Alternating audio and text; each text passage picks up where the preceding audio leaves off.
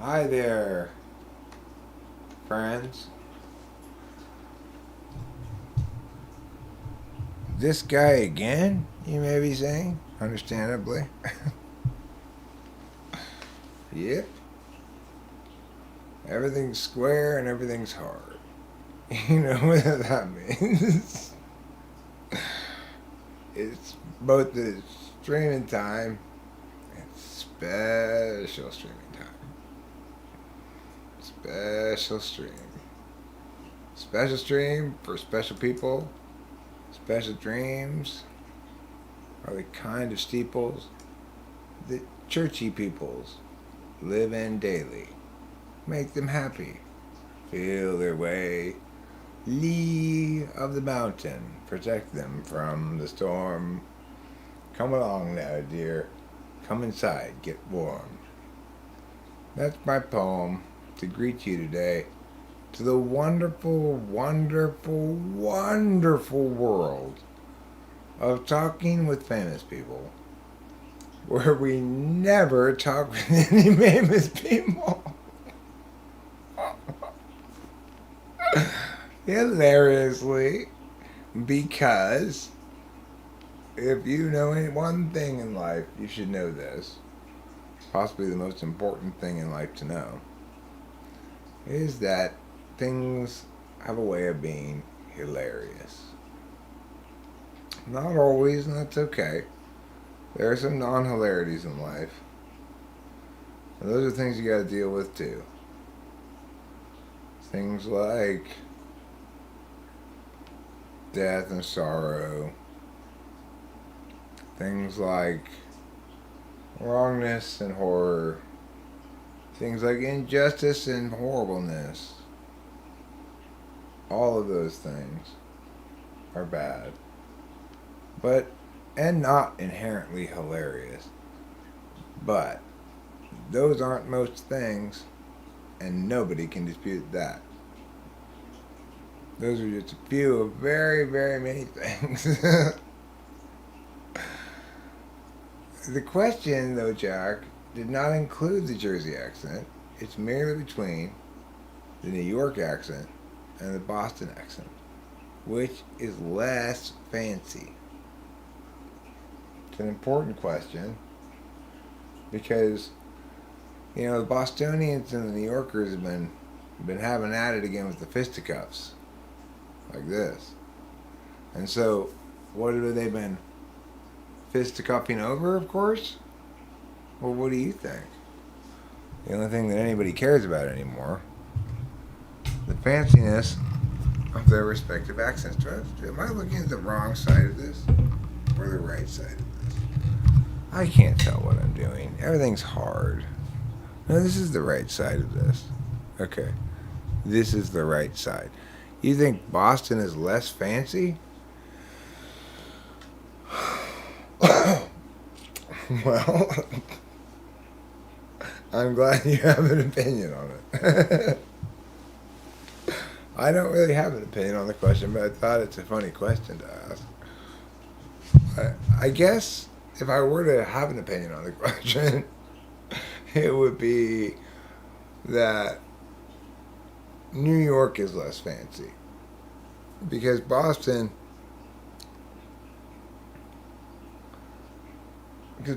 have more fish around them. That's my justification for it. But I don't really. I acknowledge that's not a very good justification. What? What was your answer, Running Fox? Well, sure, but I mean, there's a lot of Italians in New York, and they're not any any fancier than the Irish, really. Not the kind of Italians that are in New York, anyway. Now, sure, you talk about your designer suit mafioso Italians, fine, but then you also got your Irish lords and stuff, so that doesn't really count. Yeah, pubs. Pubs are very fancy compared to regular bars. Like, Bostonians won't be caught dead in a bar, they have to go to a pub. Bars aren't fancy enough for them. Of course, that has nothing to do with their accent per se, but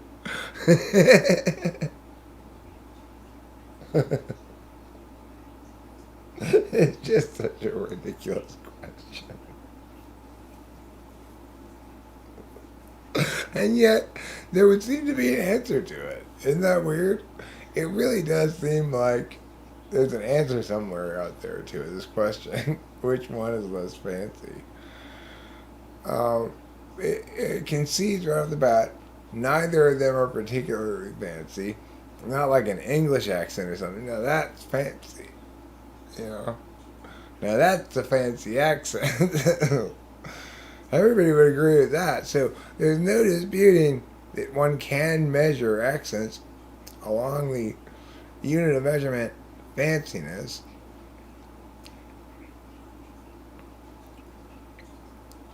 Boston Tea Party helps make it more fancy, but as Jack points out, the Boston Massacre does reduce some of its fanciness. Although, massacres can be fancily done. I'm not really sure the details of the Boston one. If you include a lot of top hats, and it's, even though it's horrible, it's still fancy. Fancy is not exclusive of death. Even fancy people die. So yeah, I would say that. Hi, Mac Daddy. We're talking about fanciness. Would you like to talk with us about fanciness? Which accent do you think is less fancy? New York or Boston? Because even though it just seems like an absurd question, there is definitely one right answer to the question. Okay? So don't let anybody tell you it's a matter of opinion. It's not. It is not. There is definitely one true and correct answer to the question. I just don't know what it is. I'm hypothesizing, positing, my opinion on it is that Boston is more fancy. New York is less fancy. Well, I mean, the difference is they don't have the same fanciness score. Obviously. Oh my god. You guys, I have to show you this because it's just impossible. It's impossible to sit next to it, so without just don't make me use my petting hand. You know what I'm saying? Do not make me use my petting hand, but she's going to here pretty soon. Look at that. Oh my goodness. Oh my goodness, the adorableness is astonishing me all the time forever. Oh my goodness. How adorable is that? I'll tell you what's fancy. That's fancy. That's a kitty who deserves to have not a regular feast, but instead a fancy feast. That's right, a fancy feast. Today I'm advertising for Fancy Feast brand cat food. The fanciest cat food you can waste your money on. Sure, it's not a good deal, but that's if you're not factoring in fanciness. Once you factor in fanciness, you realize it's a great deal. I mean, I can get the fancy version for just a little bit more. That's amazing. Normally, fancy things are expensive. Hi, Eric Thor. I don't, because they don't want my promotion, apparently. I've contacted them many times. I said, "Dear Fancy Feast, I want to advertise your cat food on my channel." And they said no. And so I'm forcing it on them.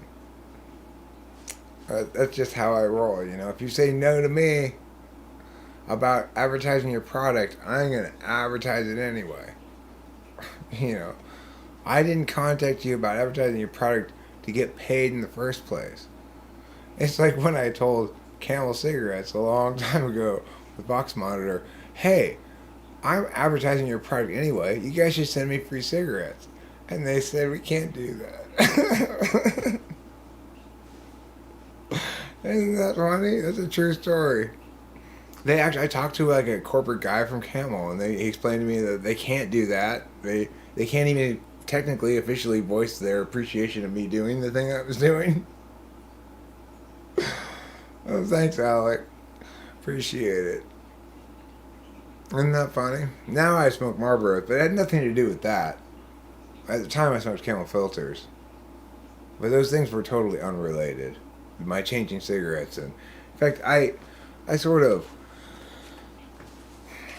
like Marlboros just made me change by being better, and eventually, habit was overwhelmed by the occasional Marlboro Red that I'd bum or something, and I go like, this is just better, and eventually I started buying Marlboro Reds.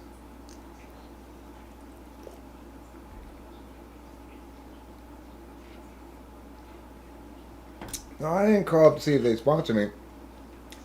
I called up to say I'm already advertising your product every every episode of my show. Can you send me free cigarettes?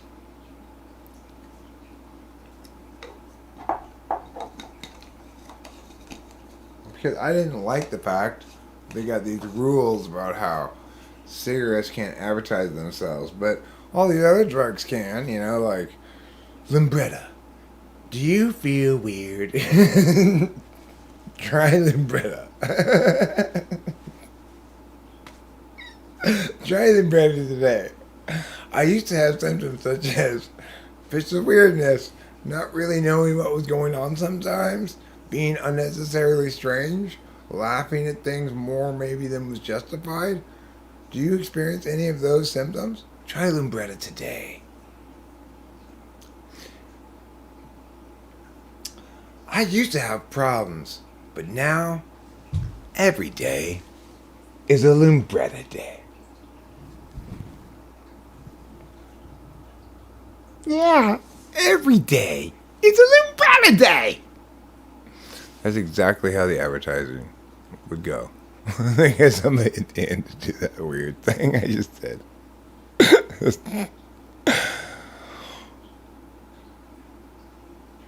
I mean, I'm not advertising cigarettes here. This was back when I was making this show called Vox Monitor. It was like 2005 or something. It was a long ass time ago, And it was on its own platform and everything. And, I'm not advertising Marlboro Red cigarettes on this channel. I'm just stating my opinion. They're fantastic. If anything, the dangers of cigarettes are overstated, not understated, Did you know that based on all the scientific data, how many people who smoke do you think end up with lung cancer? Based on the prevalence of the thing. Out of how many people who smoke, one gets lung cancer? Out of how many do you guess? What the data says. Out of how many smokers, how big does your pile of smokers have to be for you to get one lung cancer patient? The answer is 330. Now, true, the answer for non-smokers is like 10,000, so it is a substantially increased risk. But it's still much, much less likely to happen than it is to happen.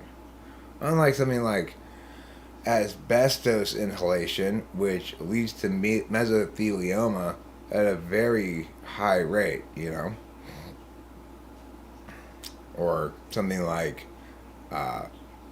working with the nuclear bomb program at the beginning of the Cold War led to cancers at a very high rate,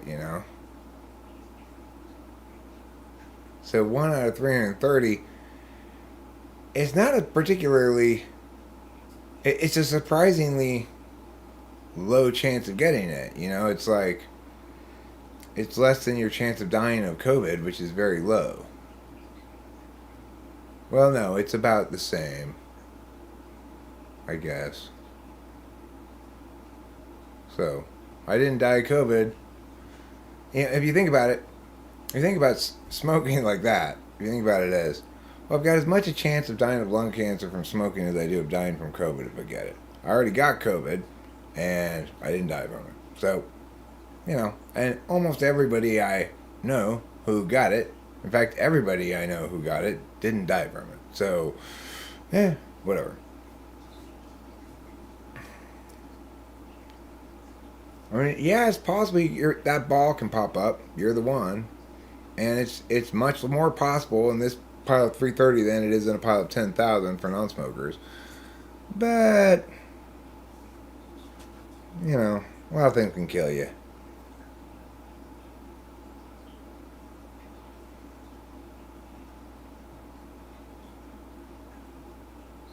You've known 3 who died from COVID. Well, I mean, you do know 10 million people who've had it. So it's to be expected. Says the SE Dom. I mean, if your basic protocol is minimizing risk where you can see them, like a TESI person, then the answer is, well, I have to worry about it a lot less, so it's 1 in 10,000.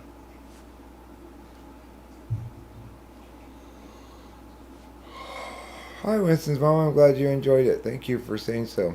Now, look, there are other ways you can die from smoking besides lung cancer. So, I'm not saying that the chance of dying from smoking in general is equivalent to the COVID thing. I'm saying the chance of getting lung cancer from smoking is equivalent to of dying from COVID. Okay, just to be clear.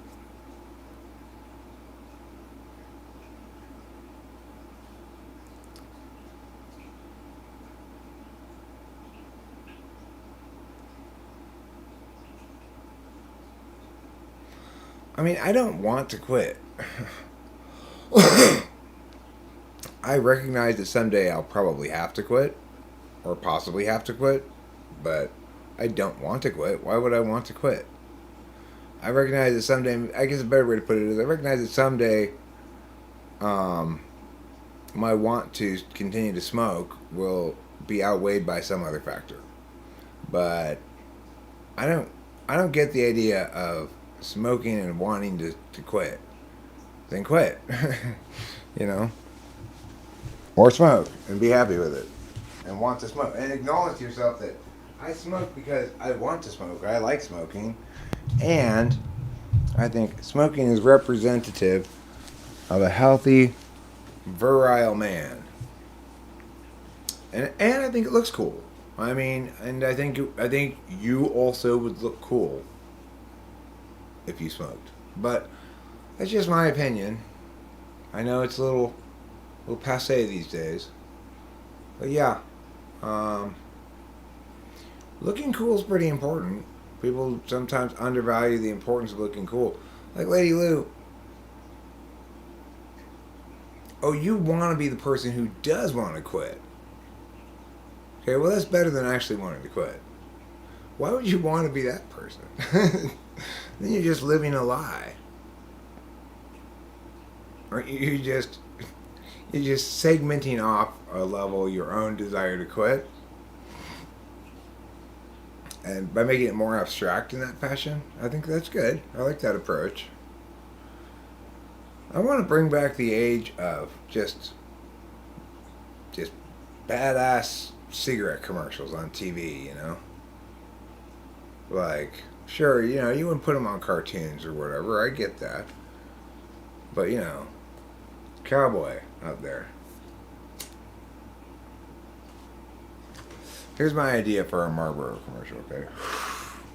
Picture me on a let me get a cowboy hat for this commercial.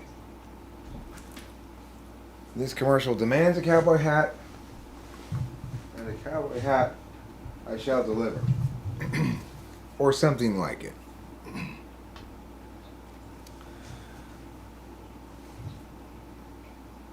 Howdy, ma'am. You call that little boy over there your boyfriend? I don't know why. He don't smoke.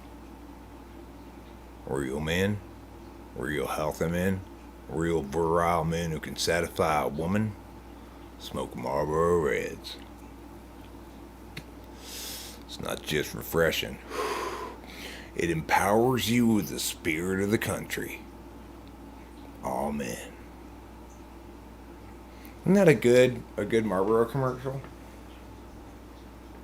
And then what basically is the lady who's there, there's this sort of like aw shucks non-smoker guy in the background realizing he's lost the battle for his woman because he doesn't smoke. I think it's going to be powerful, effective.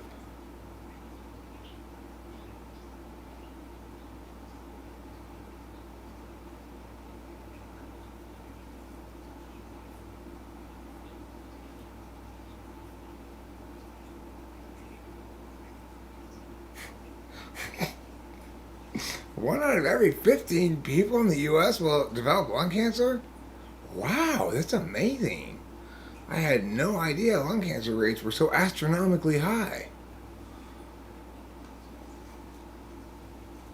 I mean, wow.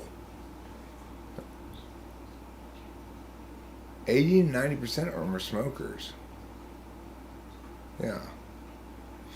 Okay, the actual reality is something like one out of 1,000 and something, or 2,000 and something, because it's about 1 out of 10,000 non-smokers and about 1 out of 330 smokers.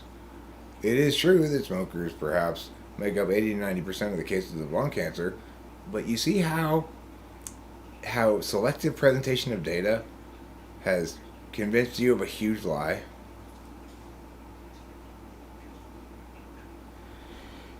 I mean, do you see? It's not like they've been lying about it, but they've been selectively presenting the data in certain ways, and yeah, it does cause lung cancer, and that the difference between 1 in 10,000 and 1 in 330 is big, no doubt about that, right? It's a big increase in risk.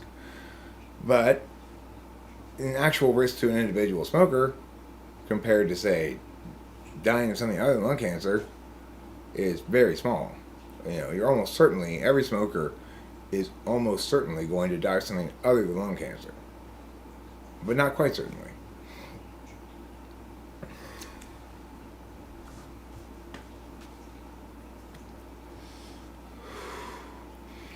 Well, I mean, I researched it at some length to figure it out. It's rather hard to find or you have to do a little bit of math as well. But the thing is, the data is never presented that way because it doesn't look scary enough, right?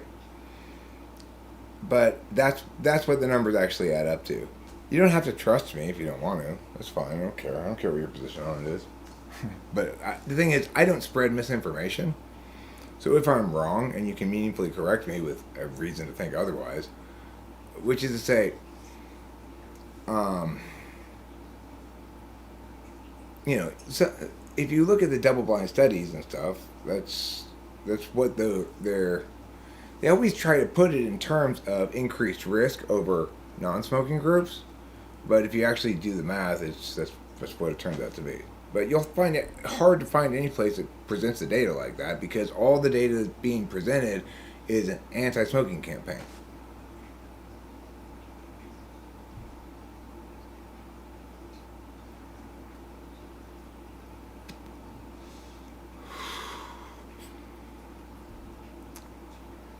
Well, I mean, that's the thing. It's like, you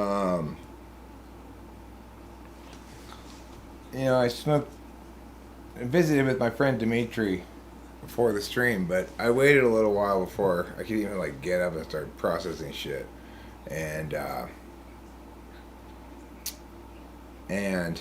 now it's more or less worn off. You know, it's not a super long. If you really want to verify it or whatever, I totally respect that, but you're gonna have to do a little digging. Go on Google Scholar, probably. You know.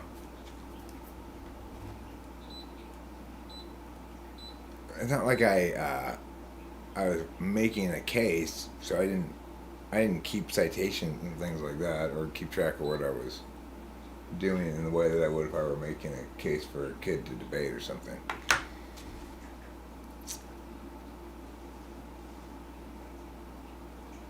And the thing that I realized when I was visiting with Dimitri is the following sentence. It's hard to not always be me. It's true. It's hard to not always be me.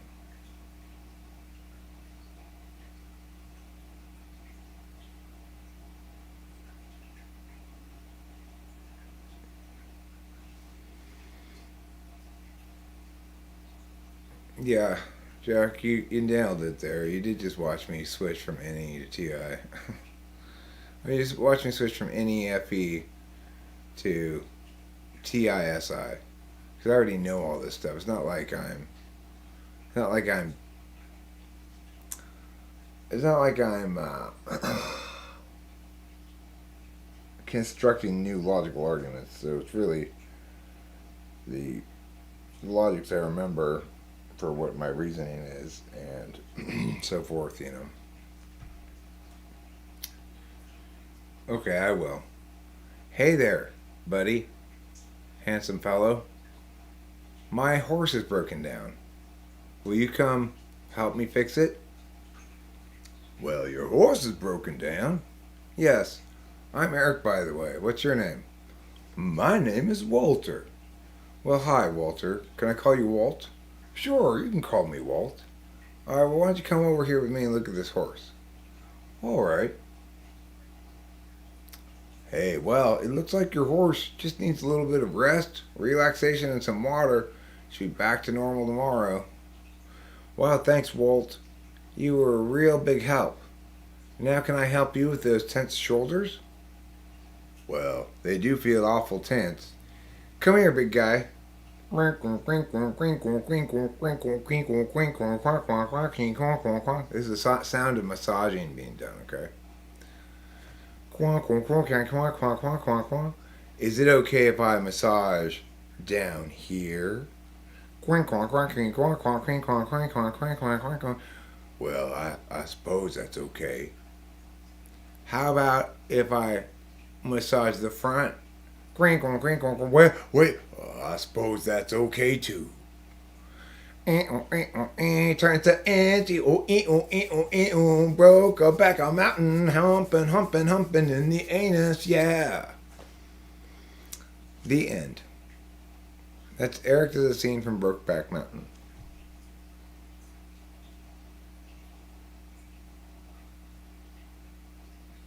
We were men, we had horses, we had sex.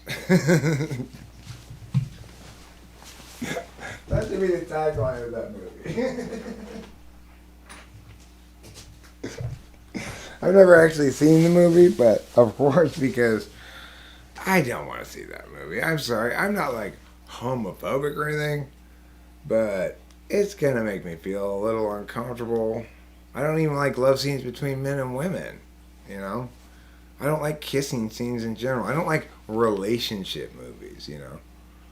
So, I don't want to watch Brokeback Mountain.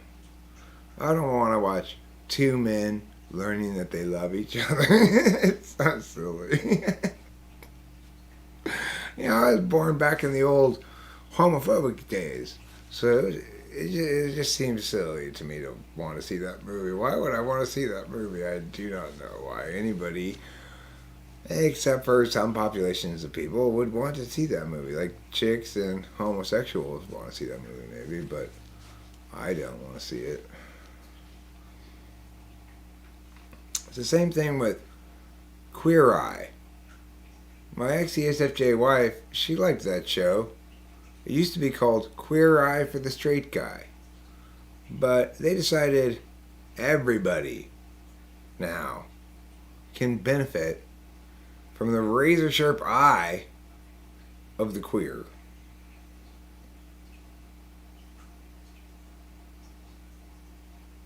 Why did you see a clip? Because you're looking for that kind of stuff. Looking to be made mad by things. Stop looking to be made mad by things. Brokeback seems like a pretty hilarious sketch comedy thing that somebody turned into drama. The thing is, what I want to say is this. I want to repeat my earlier thing that I said. The tagline of that movie really needed to be, we're men, we have horses, we have sex. There's nothing else you need to know about the movie. Really, what else do you need to know? Do you need to learn about their burgeoning relationship? About how they get to know each other more than just as friends. As touching friends.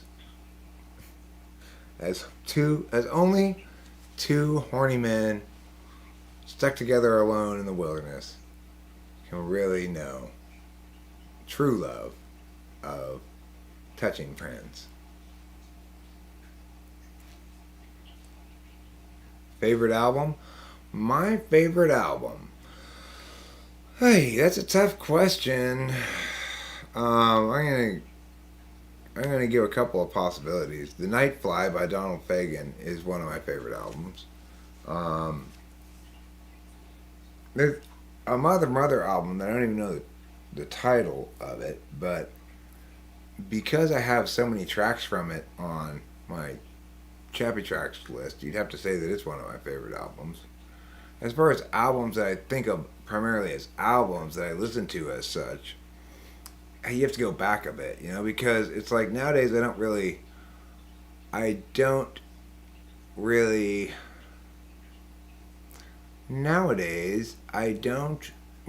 listen to albums. I am more likely to listen to singles because it's easy to find a bunch of individual songs you like rather than having to sift through some filler material. Some albums, though, that I listen to a shit ton is like the Cake album with Love You Madly on it, and I Am an Opera Singer, and a couple other songs. That album I listen to a lot in the car. I used to listen to it all the time. It's a good album. When you talk about favorite albums, you're talking about something that I can listen to all the way through, right? Without skipping much. And so it's a more challenging question than you might think. But I would also put on that list Joni Mitchell Blue, which although I have to be in the right mood for it, I have to be in a pretty downer mood, is a pretty incredible album to sit with your FI with when you're ever in the FI mood. It's like when I was in high school even, and this links to my SI as well. It was one of my favorite albums in high school. Whenever I was feeling blue about chicks or something, I'd put on Blue by Joni Mitchell. And like a lot of stuff that I heard when I was a little kid, or teenage years, more for Joni Mitchell, but I remember it really well. It's imprinted in my soul. Like the Beatles. Like certain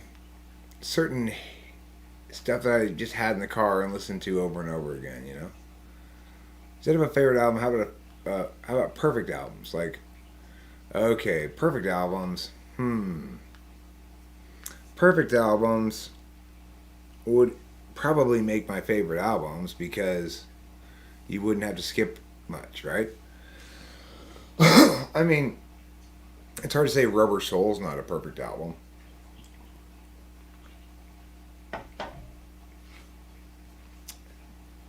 I think it's more perfect than other Beatles albums, which might also be called perfect.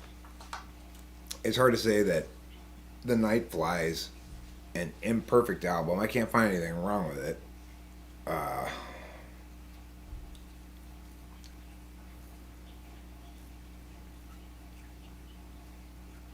Perfect album.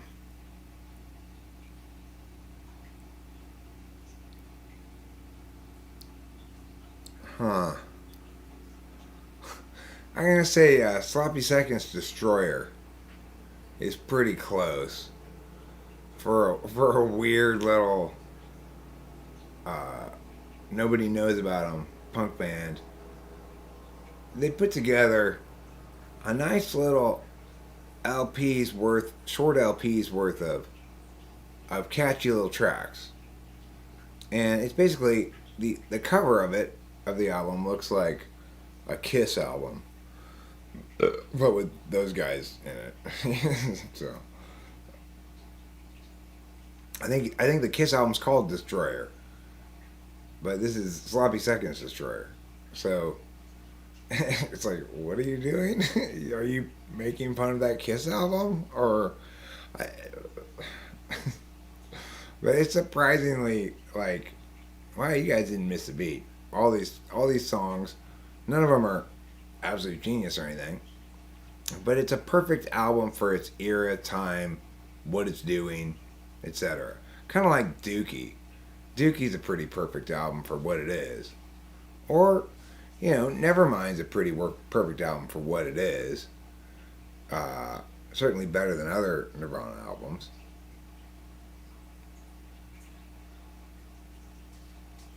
James Carroll's, you might be right about Abbey Road. I wasn't really thinking about all the Beatles catalog very much. I would say that the first Led Zeppelin album's pretty fucking badass, start to finish, and yet it doesn't really have any great songwriting on it, so it's weird. But it's just, Led Zeppelin's a special band. I'm not exactly sure what it is about them, but it has something to do with how they were produced, something to do with John Bonham's drumming, something to do with Jimmy Page's sloppy ass guitar. It's just a combination of everything. It's like Led Zeppelin took an idea that should be absolutely terrible and guaranteed to fail, and because of a perfect confluence of things, they made it not just not fail, but be super awesome. And that is this whole, like, Valhalla, we are coming. But, and see, plenty of other bands tried to imitate it. To a certain extent, like Black Sabbath got some of that vibe with, witches gather at black masses.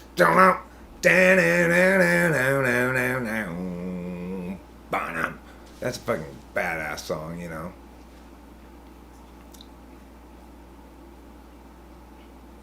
Yeah, the first album kind of is a cover album. If you use the word cover very loosely, they sort of took old blues standards and wrote their own songs with them, but kept the words kind of. They bear very little resemblance to the originals.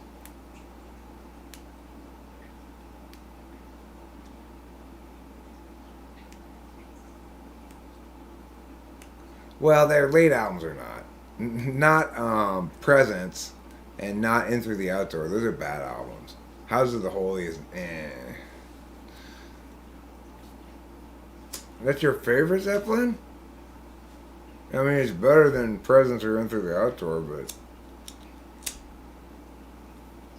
it's like Zepp 3 is a remarkably good album. Zepp 2 is remarkably good. Zepp 4 is remarkably good, considering everything. All those albums are good, but you can't go wrong with Bron-Y-Aur Stomp. Bron-Y-Aur Stomp is a spectacular and underrated and underheard Led Zeppelin song that it's boom boom boom boom boom boom. It's thumping. It's so good. Physical Graffitis. The named albums aren't as good across the board. 1, 2, 3, and 4 are all epic. And I am pretty deeply familiar with Led Zeppelin's catalog because they're one of those, when I was a kid, you're supposed to stick with your music people, and I was hanging out with heavy metalers, so most of the shit that they listened to, and maybe I would get it and try to find some good stuff on it, but it didn't stay because it was mostly garbage,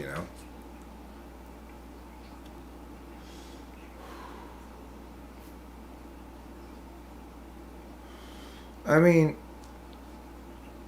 that one song, what's it called?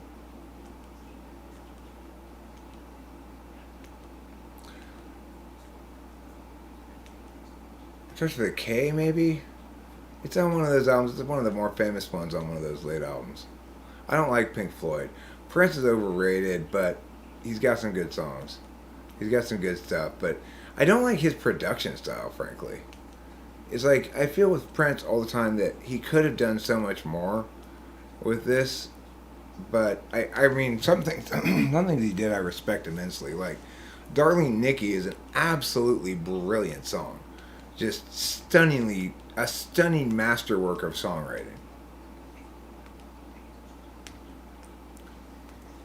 And that is his best song by far. But he's got other really quality songs as well, like Raspberry Beret, um, and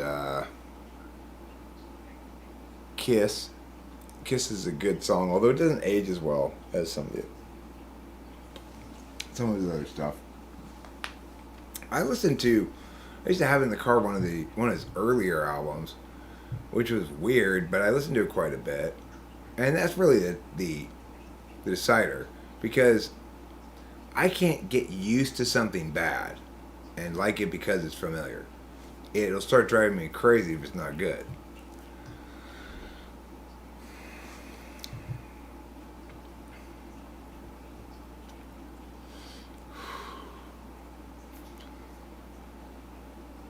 But nowadays, periodically, every month or so, I'll go on a find new songs voyage through YouTube, where I just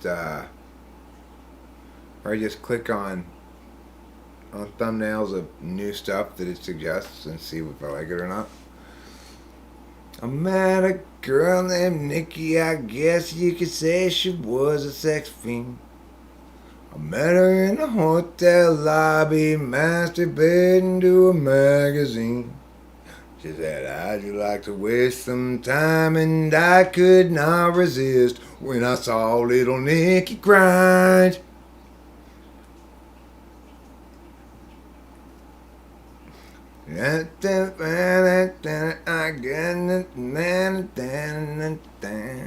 So good. So good. The melody is so good. It's an equivalent thing to Hallelujah, that song where a million people have covered it, and it's very famous because it's just so archetypal, like the da da da ba da da da da da da da da da da ba da da da da da da da da. Hallelujah, hallelujah, hallelujah.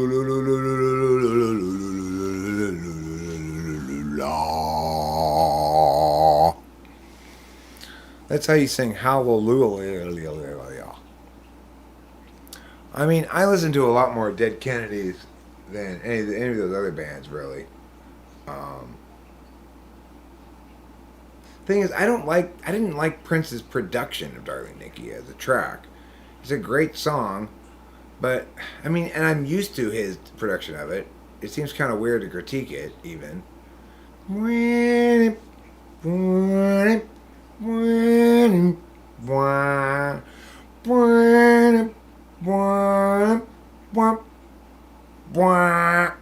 Now, I think it needs to have something doing that, but I don't like that particular thing he has doing it.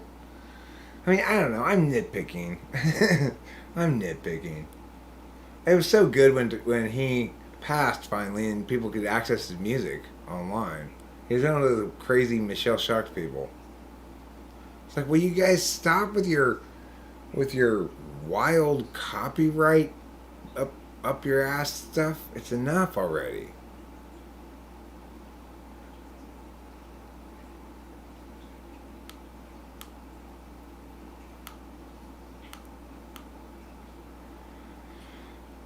It's like, what was funny is when I was at Corey's house, and the whole Corey's house thing and the serotonin poisoning and everything is very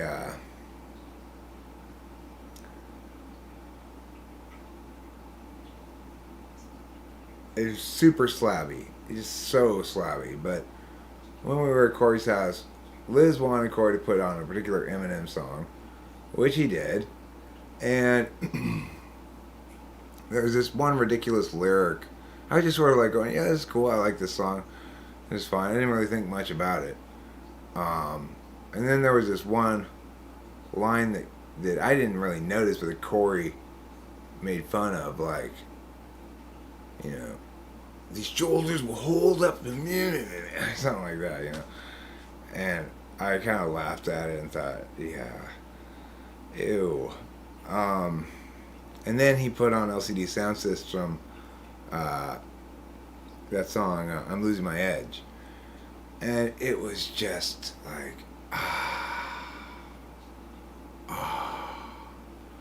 perfect INFJ clarity compared to ENTP's hit and missery in the Eminem song, you know?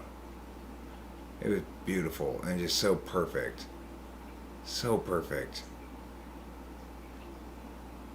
You know, we were all awash in Dimitri's warm grasp, and it was magical. But it was also very clear, like, Eminem makes mistakes. He makes aesthetic mistakes, like any ENTP will. And the song that Liz likes of him a lot makes a certain kind of mistake that appeals to her. But it's still an aesthetic mistake. And LCD Sound System, they don't make those kind of aesthetic mistakes that make you go, ew. You know.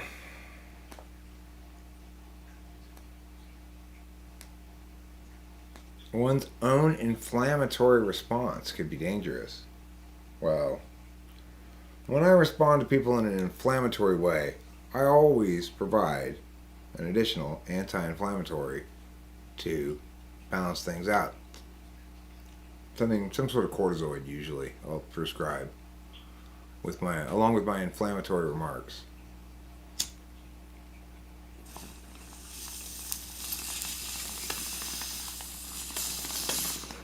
Give this man a cortisone shot because my inflammatory remarks have left him dangerously inflamed.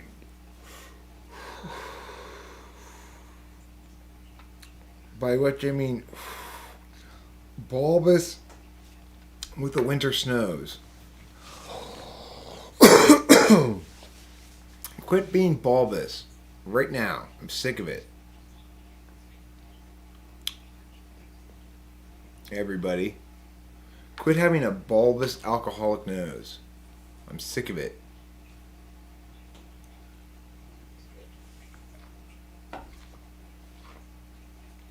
Who has history's best example of the bulbous alcoholic nose? Why, W.C. Fields, of course. Who else would it be? Get out of here, kid. You're bugging me. I mean, you gotta throw Weezer in there somewhere. There's gotta be a Weezer album that makes the list. Because Weezer's got so many good singles. And they're just really strong songwriters. So, definitely put them somewhere in the list.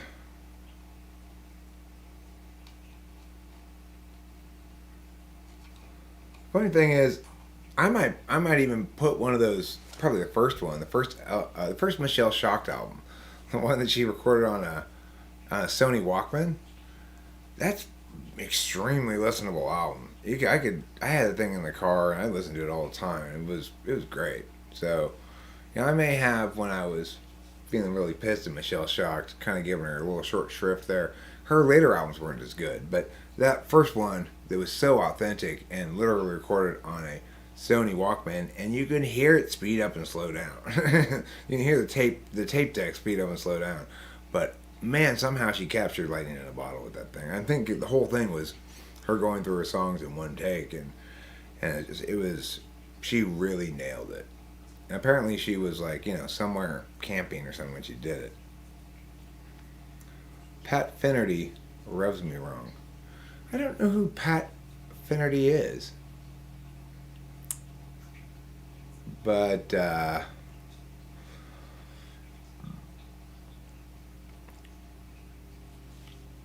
But I do know this. There's got to be a Cars album you could stick on there as well. Um,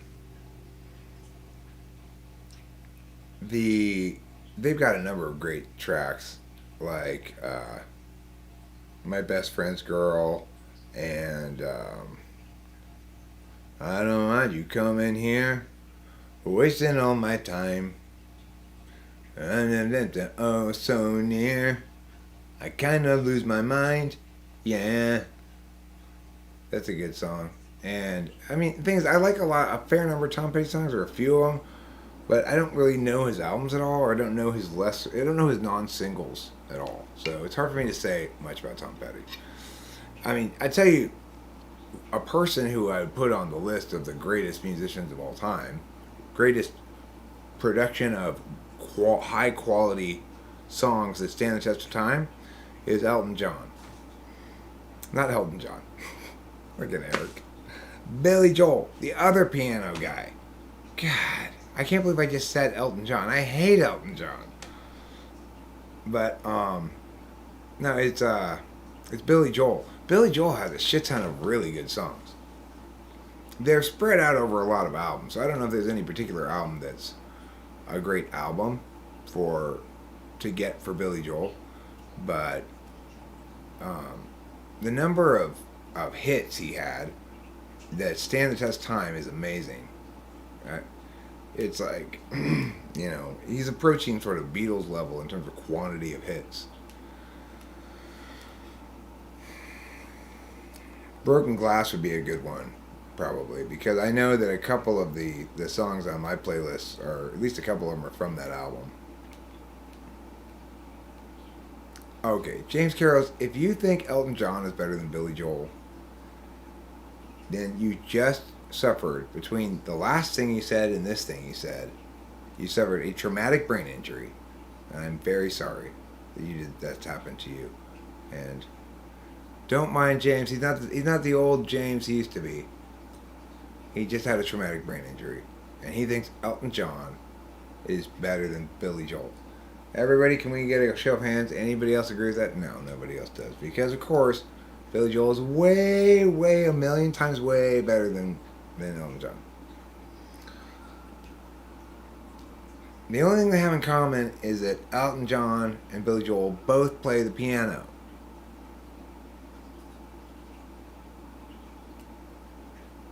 Okay. Big Shot's okay. It's not one of my favorite hits of his. And the thing I don't like about it, really, and it's really the only thing I don't like about it, is his vocal affectation that he puts on. But the Big Shot, it's too exaggerated in certain spots, and I don't like that. And that kind of takes away from the quality of the track. But I mean, Billy Joel is definitely a way better songwriter. I mean, there's no disputing that. The thing is, though, sometimes he will bury his songs amidst a bunch of craps. Like, Scenes from an Italian Restaurant is a fantastic song, but somebody needs to cut off the intro and the outro. It's like, they don't need that shit. But the middle part is spectacular.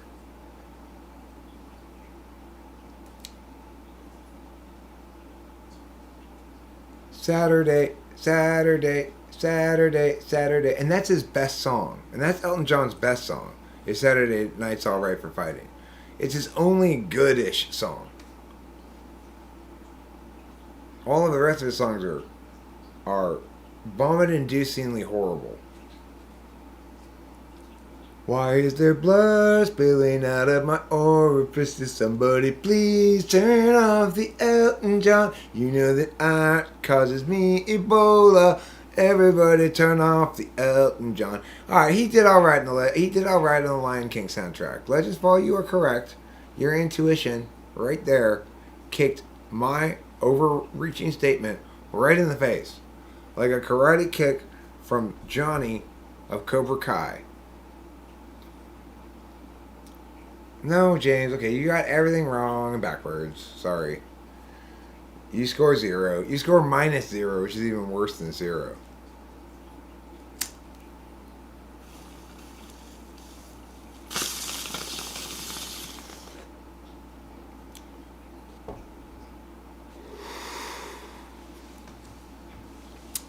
if you think Elton John is good, let me just say this to you. Hold Me Close now. Tiny Dancer. Really? Really? You think Elton John's good?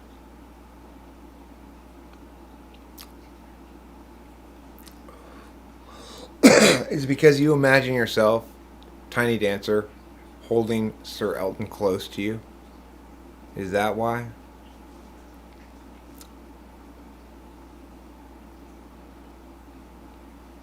It doesn't sound like Billy Joel. It sounds like a totally distinct song. You know, it songs either attain distinction on their merits or they don't. People who perform them, when their songwriters included, either execute them as they ought to be executed aesthetically or they fail to. Yeah. If you think Elton John's that good, then the validity of your good taste license has about as much durability as a candle in the wind. Very little. No, I'm not gonna listen to any fucking Elton John. Elton John needs to do the opening work first, which is suggest to me with any of your hits that I hear on the radio and turn rapidly from that you deserve more of my attention. He has failed utterly to do that on multiple grounds, and he deserves this. No, no, no. You go join Phil Collins in the corner. We can all agree on that. I mean, Aladdin's great. The Aladdin soundtrack is great, but I would not agree with you that Pocahontas is number 2. I mean, if you consider Nightmare Before Christmas a Disney soundtrack, then Nightmare Before Christmas wins. But, well,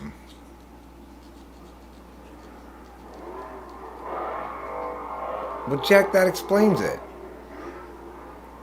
Society relies on everybody seeing Pocahontas at the right age. What is going on out there? They're having some sort of motor revving contest?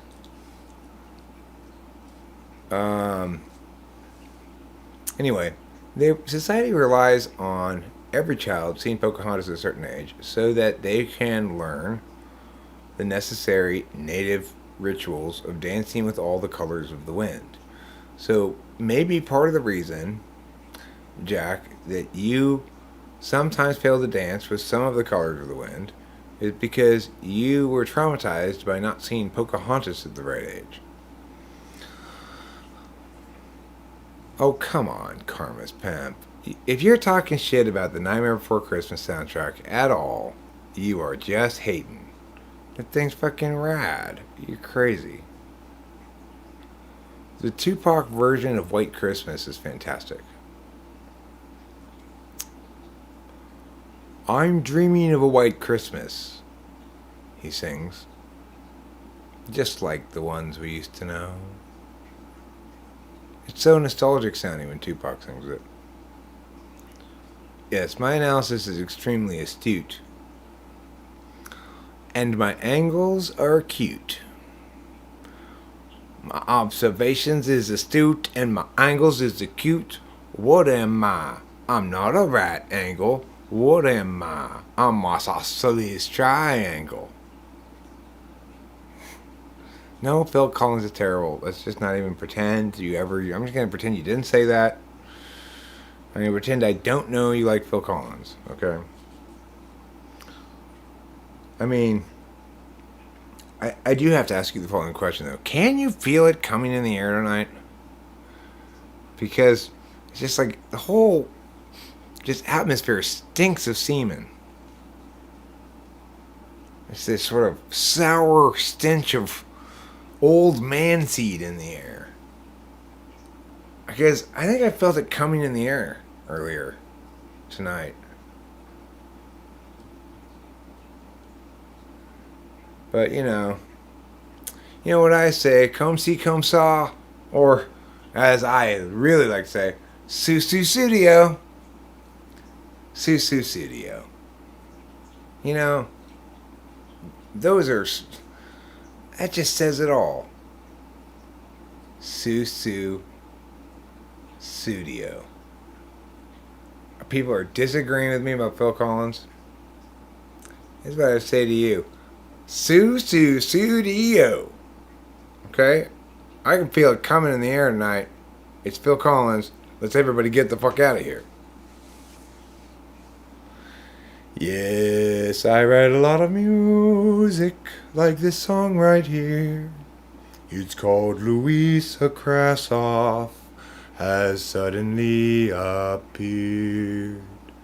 Neither Phil Collins nor Genesis is worth that warm bucket of piss. They're both entirely bad and horribly awful. The end. It's important to say the end at the end. No, Peter Gabriel is not great. Why do people keep saying these lies? Why are your mouths spilling these lies from your face? Hold them in. Hold in your lies so they don't get all over me. They're dirtying me with their lying ways. You want me to play a song for you? I'll play a song for you. Since you a new kid around here, you gotta make the new kid feel welcome. That's what they say. No, you guys quit bullying her. Quit. She's gonna go away. Everybody stop bullying the new kid right now. I'm sick of it. I'm sick of having to always police you thugs. You horrible, horrible thugs. One thing we can all agree on is that Talking with Famous People is filled with nothing but horrible, horrible thugs.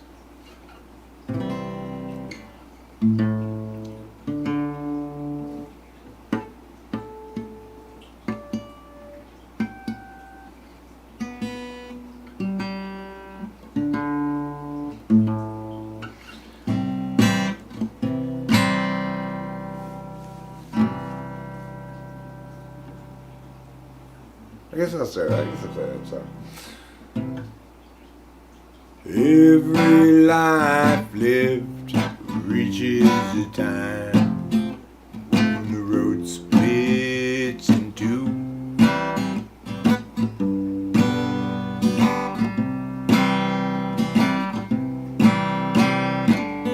There are times, dark times, times of despair. Times when it's hard to feel good. That's when I look for my sack full of solvency and that satchel of helpful goods. Satchel of helpful goods. Satchel of helpful goods. Satchel of helpful goods. Every life lived reaches a time when the road comes to an end.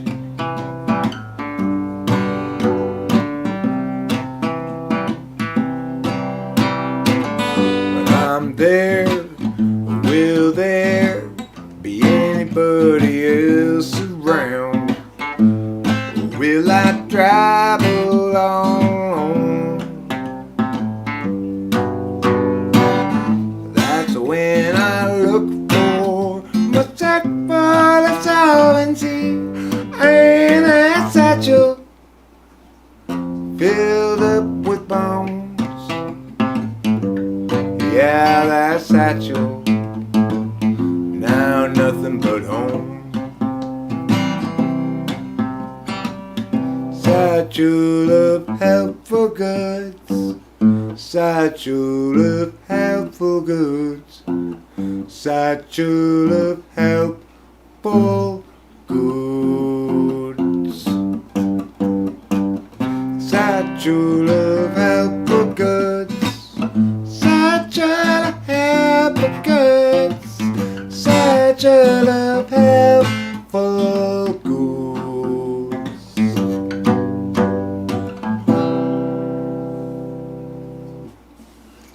That's kind of out of tune guitar.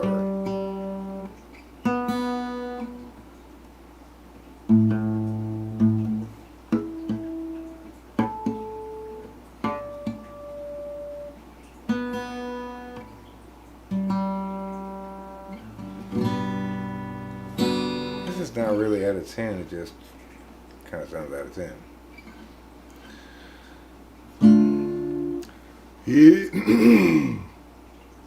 He's Gregory in disguise, hands in his pockets. Now he's walking down the drive. Averts his eyes. He doesn't want you guys to realize that he's Gregory in disguise, hands in his pockets. Now he's walking down the drive. Averts his eyes. He doesn't want you guys to realize that he's Gregory in disguise. He hates the lies, wants to confront the men, always telling them, but every time he tries, they only run and hide. Again he is denied the chance to yell at them. And now he's Gregory in disguise, hands in his pockets. Now he's walking down the drive, averts his eyes. He doesn't want you guys to realize that he's Gregory in disguise, hands in his pockets. Now he's walking down the drive, averts his eyes. He doesn't want you guys to realize that he's Gregory in disguise. He hates the lies, wants to confront the men, always telling them, but every time he tries, they only run and hide. Again he is denied the chance to yell at them, until the bridge brings a new approach. Sneakily he'll try to encroach upon the guilty, then perhaps he'll get the chance to yell at them. He's Gregory in disguise, hands in his pockets. Now he's walking down the drive, averts his eyes. He doesn't want you guys to realize that he's Gregory in disguise, hands in his pockets. Now he's walking down the drive, averts his eyes. He doesn't want you guys to realize that he's Gregory in disguise.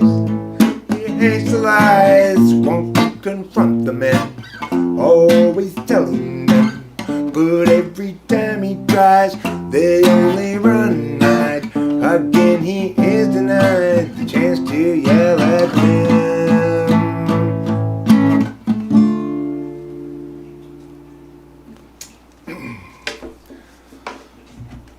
That sounded pretty good. Wasn't too bad.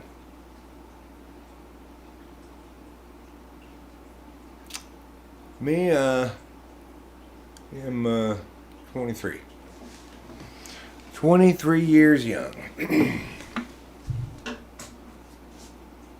You might say that I'm 23 going on 24. You could say that if you wanted to. It wouldn't be true, but you could say that. Would you like to? Go ahead, try it out, see how it sounds. Maybe you'll enjoy the sound of it in your mouth.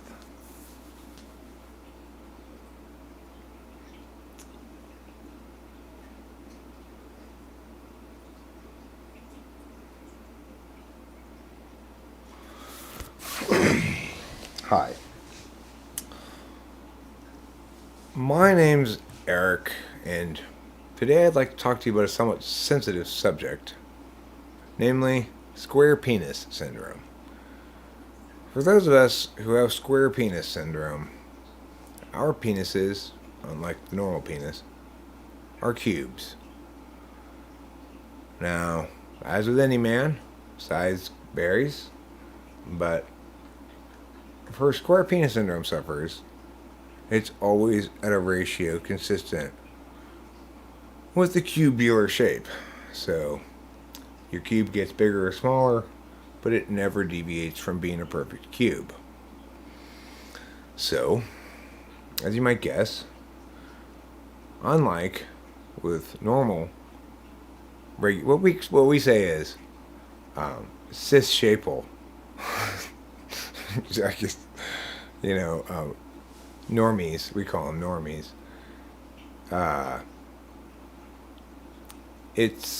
There's various expectations and or whatever regarding the capacity to enter, which is assumed.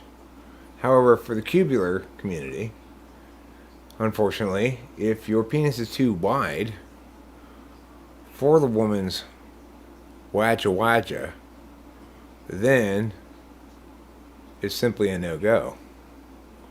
And, unfortunately as well, there's not a corresponding community of women suffering from cubular vagina syndrome, which of course would be the inverse cube into which our man cube would fit. And so we live sad, solitary, lonely lives, alone with our cubes in our pants. Amen. Alone with my cube in my pants is the title of my autobiography. Just me and my cube. It's considered as a working title. Me and my cube.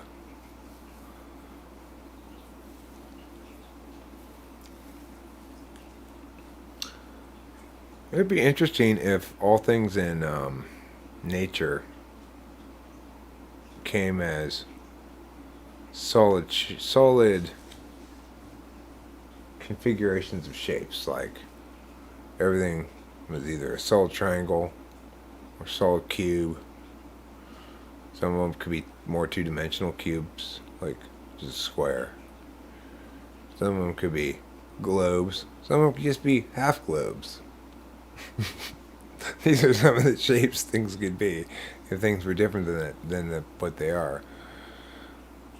Well, I mean, but unlike in Minecraft, you could have rhombuses in my reality that I'm talking about. You could have rhombuses galore. You could have elliptoids. You could also have spinning delights, which defy even any description of their shape. You're not going to find anything like that in Minecraft. The spinning delight is one of what's known as Strauss's spinning delight conjecture. Continues to defy mathematical proofs to this day. It says there's a shape out there called the spinning delight that nobody can see, but it exists, and that we've yet to mathematically describe. But that I'll recognize it when I see it in the math. I mean, when I also recognize the math when I see it, go, yes, this is the math that proves the spinning delight. And whoever makes the math is not going to understand it. They're going to wake up from a dream. What are these numbers I'm writing down? Oh my gosh, I don't even know what these symbols mean. Then they'll show it to me, and I'll say, oh, you've proved Strauss's conjecture for the spinning delight. And then we push the numbers into a computer, and up appears on the screen a shape you've never seen before. It's spinning, and it's absolutely delighting the living fuck out of you. That's all I can say about it. The power to delight. The power to enamor, the power to delight. The power to empower, the power to fight. These are the powers I give thee, O party prophesied to pursue the quests for the grand occasion.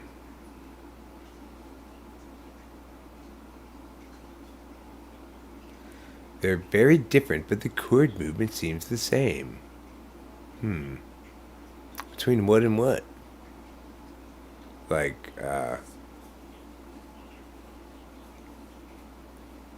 between my poop and your poop? Our poops do seem very much the same from as one another, except there are marked differences if one looks carefully. For example, Karma's pet's poop is mostly all corn because that's all he eats. Well, he varies up his corn diet with inclusions of maize on occasion.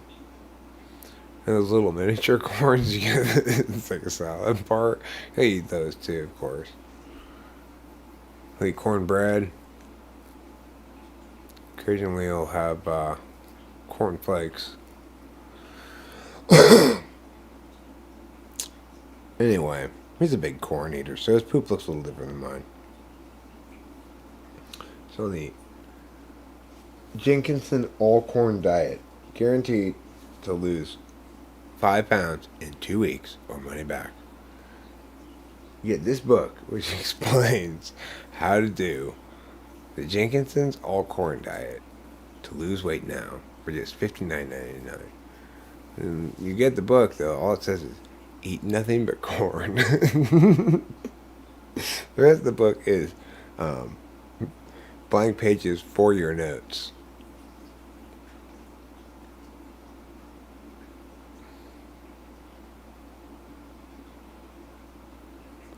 So they just say, eat nothing but corn, plus a few other things, just to make sure you're getting enough stuff.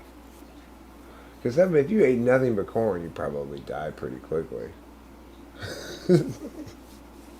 Sure, it would be a delicious death, but how quickly do you think you'd die if you ate nothing but corn? All corn, nothing but corn all day. Just, you got corn on the cob, you got a cup full of corn niblets, you got smushed up corn, you got popcorn, but it's all corn. How long do you think you could live? Basically, you're lost by yourself in the middle of a very large cornfield. And you can't find your way out. And you can't find your way out for, how long do you got living on plenty of corn? And, you can drink the sprinkler water when it shoots that sprinkler water. So, you got enough liquid to stay hydrated. Several months. You can be lost in this cornfield for several months and still survive eating nothing but corn.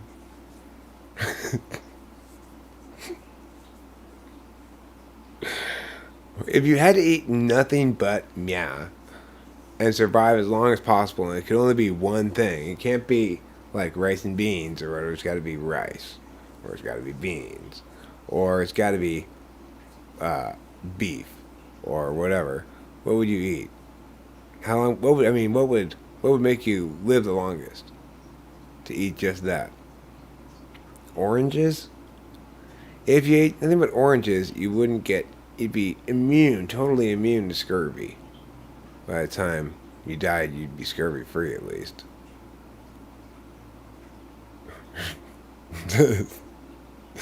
James Careless, stop talking about recycling your corn poops.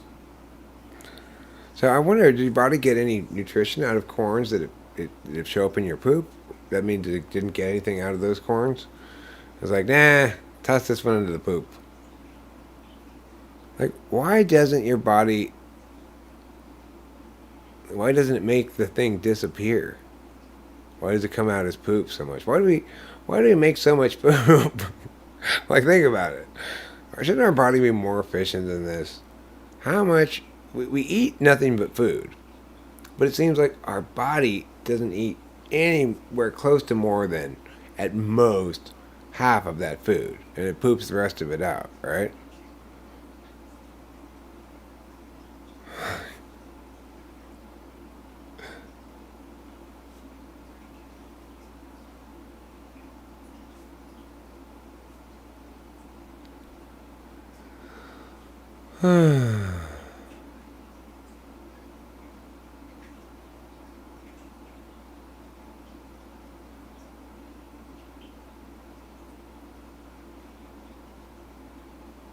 Third or fourth FE, yeah, yeah, yeah, hooray for me. Yeah, yeah, yeah, third or fourth FE, that includes my type. You're talking about me, hooray for me. Yeah, yeah, yeah. It's called third slide FE. Hooray for me. Also known as Hey, Look at Me, or Wait, everybody, listen to me. Various things like that. I prefer Hey, Look at Me. Hey, everybody, look at me is a great way to introduce yourself to people. Yeah. Hooray for me and fuck you. No. Listen, you gotta listen to a little guy, a little fellow named Martin Heidegger. Okay? He was a cute little guy who lived in the corner of my aquarium until he moved to Europe and became a philosopher. Anyway, he once said something about hooray for me. That if it's hooray for me and it carries with it that exclusivity, it's not a good way to make friends. Instead, if you hooray for us and include them in your awesomeness, then they won't hate you. That's what Martin Heidegger said. Basically, it's a paraphrase, but it's more or less what he said. And I thought, hey, somebody's talking some sense here. That makes sense, obviously. People don't like to be excluded from the cool thing. Nobody wants to be excluded from the cool thing, you know. Well, aren't we smug over here with the cool thing? You don't get to be part of it. Go stand over there. Thank you, Jack. I did see the comment. In fact, your comment made me go rewatch it. I think I got distracted partway in by something else, so I didn't end up finishing watching it. But yeah, I'll still go back and finish it probably because I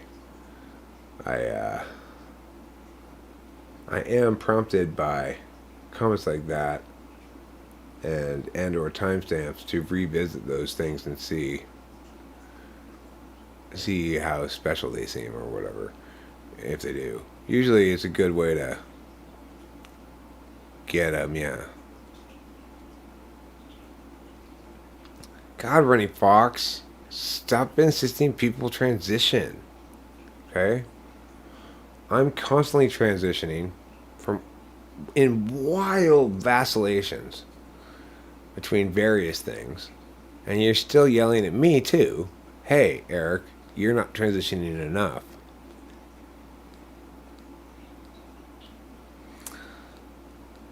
Yeah, well, Louisa Krasov, I'm going to say to you, hooray for you. And I want you to know that I feel the verdant specialness that grows within your heart and sprouts blooms for everyone to enjoy. Because like that lady said that one time, we ENTPs actualize externally. What? You can't actualize externally? That doesn't make any sense. Well, yeah, actually you can. If you're an ENTP, in fact, you kind of have to. You gotta put yourself out there in front of people over and over and over again, and they shape you into the best version of yourself, or a better version of yourself. You never quite get to your best version, right? You gotta continually optimize, but ENTPs are best served by by finding a place in life where they feel absolutely secure so that they can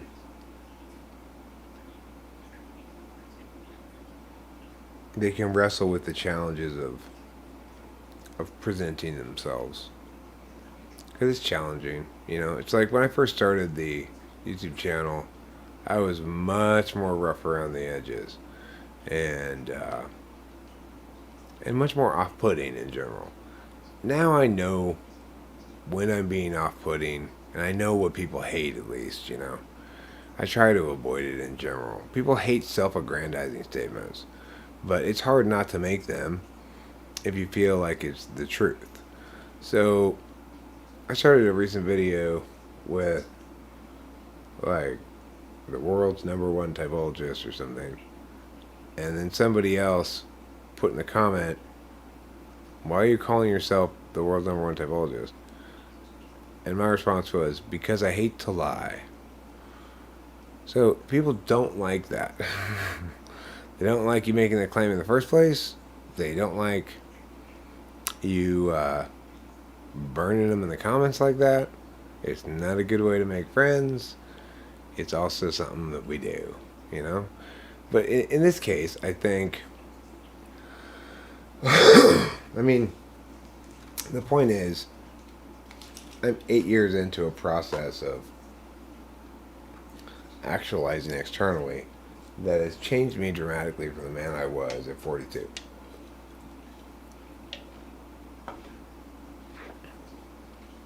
Because I'm not a YouTuber, okay? In any conventional sense of the word. I fucking live on YouTube. It's where I naturally am, you know? It's because my my native way, and yours too, is extroverted intuition, introverted thinking, no sense of self for the introverted feeling, really, of like what's really important to us, what we want, and a hollowness that comes from much less engagement with people, or, you know, too little presenting of what we ideate to people. Because ultimately, whether we want it or not, our ideas don't become real to us or concretized in any way, legitimized or falsified, really, until we present them to other people. Whether they be art ideas or logical cases or whatever, they're all still in the hypothetical realm until presented. So, as a consequence, we best know ourselves by watching ourselves a lot as we're engaging with other people, as per a live stream like this, or as I did at the beginning of YouTube, because they didn't used to have live streaming. Well, this has not always been available, this live streaming function, the whole time I've been here. It was like first half the time it didn't exist or something. Is that hollowness feeling like what you want has to be derived from others? Well, yeah, it sort of links to that. Look, it's this. Regarding that point anyway, there's this thing that most of life doesn't require us to know what we want. It requires us, if we can simply choose between various other things exerting various other pressures on us, be they something on our calendar telling us what to do, somebody else clearly conveying to us how they'd like us to be, or what would make them happy. We may or may not go along with it, but at least it gives us a frame of reference to act under. If you factor in all the different things indicating stuff we should do, should be doing, could be doing if we wanted to make Nya happy or something like that, then there's not a whole lot of room left for, well, what do I want to do right now? That there's nothing I need to do, and so, or potentially there's something I need to do but I'm avoiding, you know. And the answer is create something, because there's a lack of self. Like, you know, if you knew what you really love, like let's say I really loved this cat, which I'd say I absolutely adore the cat. If I actually loved the cat a lot, I would go out of my way to spend time with the cat. Like Rachel goes on walks with her and stuff, and spends a lot more time with her than I do, because in any real sense of the word, Rachel loves the cat more than I do. Now, when I'm loving the cat, in other words, when I'm petting her and just expressing to her her wonderfulness, then I'm feeling that feeling very strongly. But despite the fact that the cat the cat probably is unavoidably closer to me in some sense than anybody else because she was born in bed next to me. So I woke up with like wet cat birth stuff.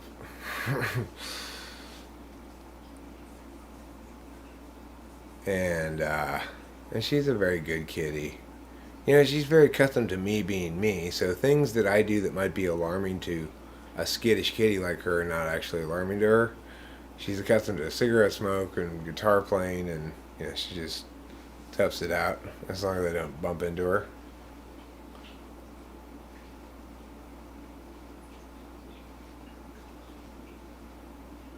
I mean, I don't know if it really had any intent. I just thought it was a funny question to ask. Besides that, I mean, I can explain it in other ways that it's funny because it seems like one of them is fancier, but it's a silly thing to try to measure or prove. It's not something you could prove, it's just silly. I don't know. That sounds just the difference in love languages. You perhaps physical touch and Rachel more a bit quality time. No, I'm not physical touch. I'm words of affirmation. I do like to pet the kitty, but I talk to the kitty way more than I pet her. I tell her words of affirmation. I tell her what a magnificent, glorious, wonderful, spectacular, majestic paragon of truth, justice, and virtue she is all the time. And she doesn't really understand me, I suppose, but I tell her anyway. I was having a conversation with her earlier, and basically the gist of the conversation was twofold. It was number one, you look so weird, and number two, I love you so much. Why? Why do I love you so much? And why do you look so weird? The second question was a lot easier to answer. Why you look so weird? Because it was Dimitri. Dimitri was making Kitty look weird. But the love is always there. And boom, Drag's here. Drag lands with a huge explosion. Kaboom. I didn't even have gone ahead and put a caw in front of that boom. It wouldn't have been overreaching. Did I adopt her from a shelter? How could have I adopted her from a shelter if she was born in bed next to me? You're not using your good thinking brain tonight, Boba Fett. You should take out your bad thinking brain and put your good thinking brain in. So you can think better about things. Hey, Alec, remember? Drag is very sensitive about having had his O amputated after the war. We're not going to bring it up. That is not Rachel Appalosa, anybody. Don't believe it. That's not Rachel. That's Rachel's imitator.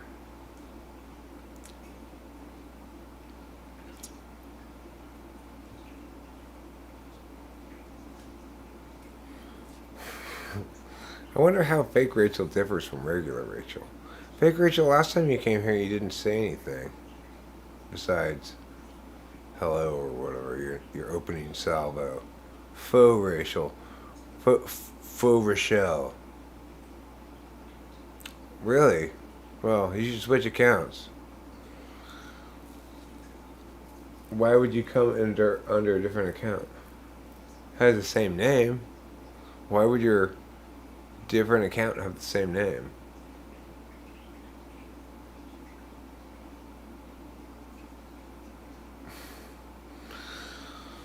Fine, I'll go in and check. I'll go find out.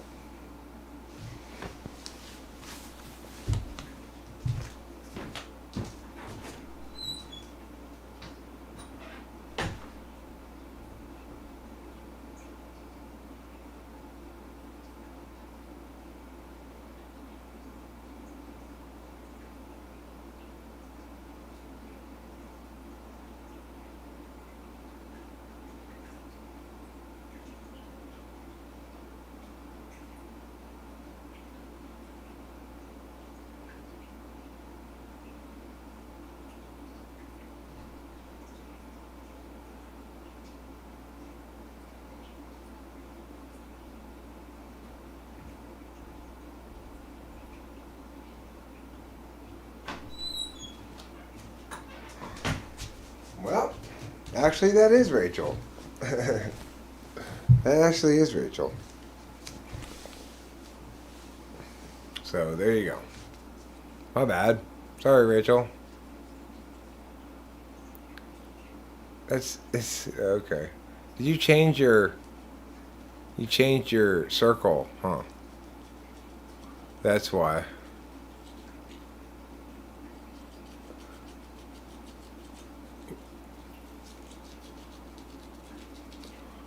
Is there any reason why you switch accounts for those two different things? Is it because you like to keep track of them as separate identities or something, or?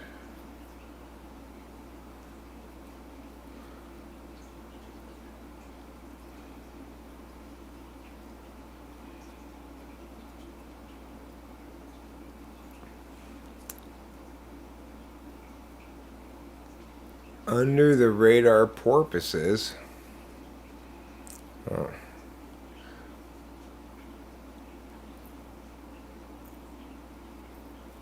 She's a very good kitty, you know. There's no disputing that. Capillo is a very good kitty. Capillo is a very good kitty. Everybody loves kitty, kitty, meow, meow. Everybody loves kitty, meow, meow, meow, meow, meow, meow.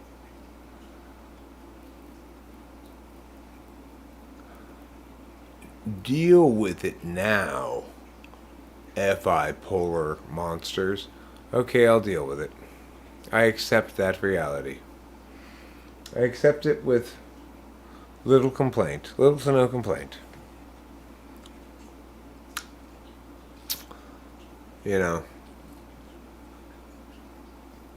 some people might think, what's this? A secret account?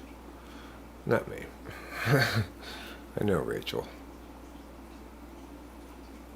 She's not shady at all. She's just unnecessarily privacy minded, I guess.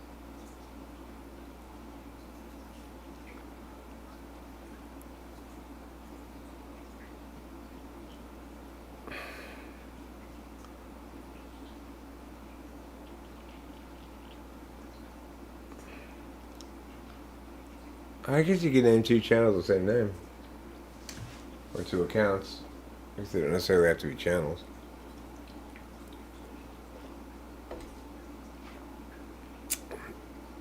I have an account that doesn't have a channel, you know. Some of you don't like answering questions about yourself. Well, that's why it's one of the many reasons why you aren't me. Because I do like answering questions about myself, and you don't, and that makes us different enough to not be the same person. I think I made my point. Specifically that you and I are different people.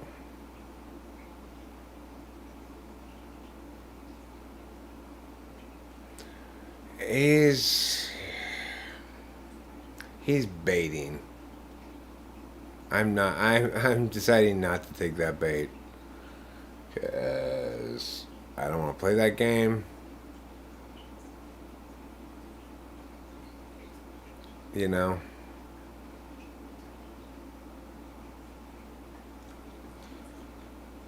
It's basically what Jack does here. He comes, he baits, makes baiting statements, and somebody will bite. No, I'm not gonna bite. I don't want to play that game. It's boring. I don't want to argue about your type, and your ham-fisted baiting is just that.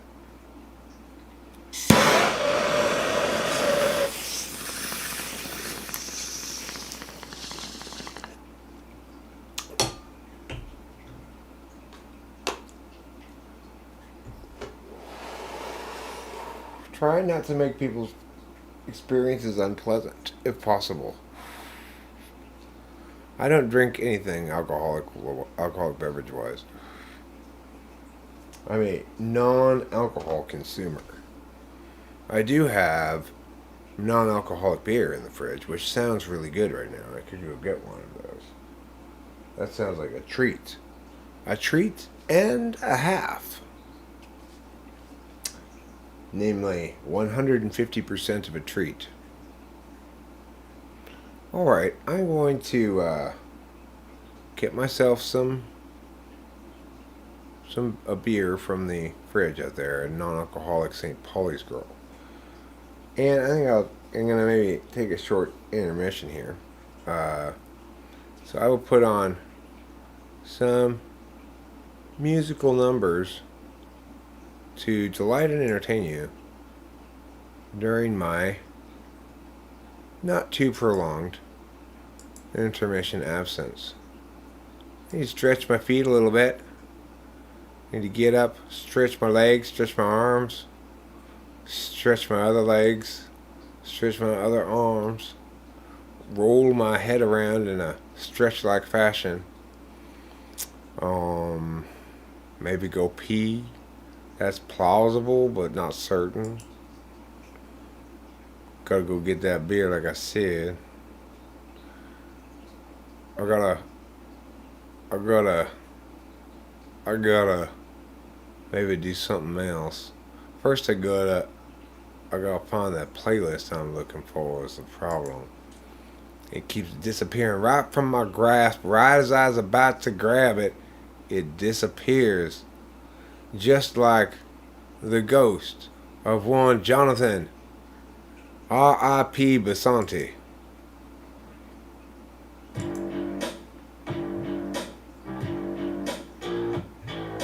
Seems like years that I've been pressing forward in this barrier area that precludes me from progressing from this point.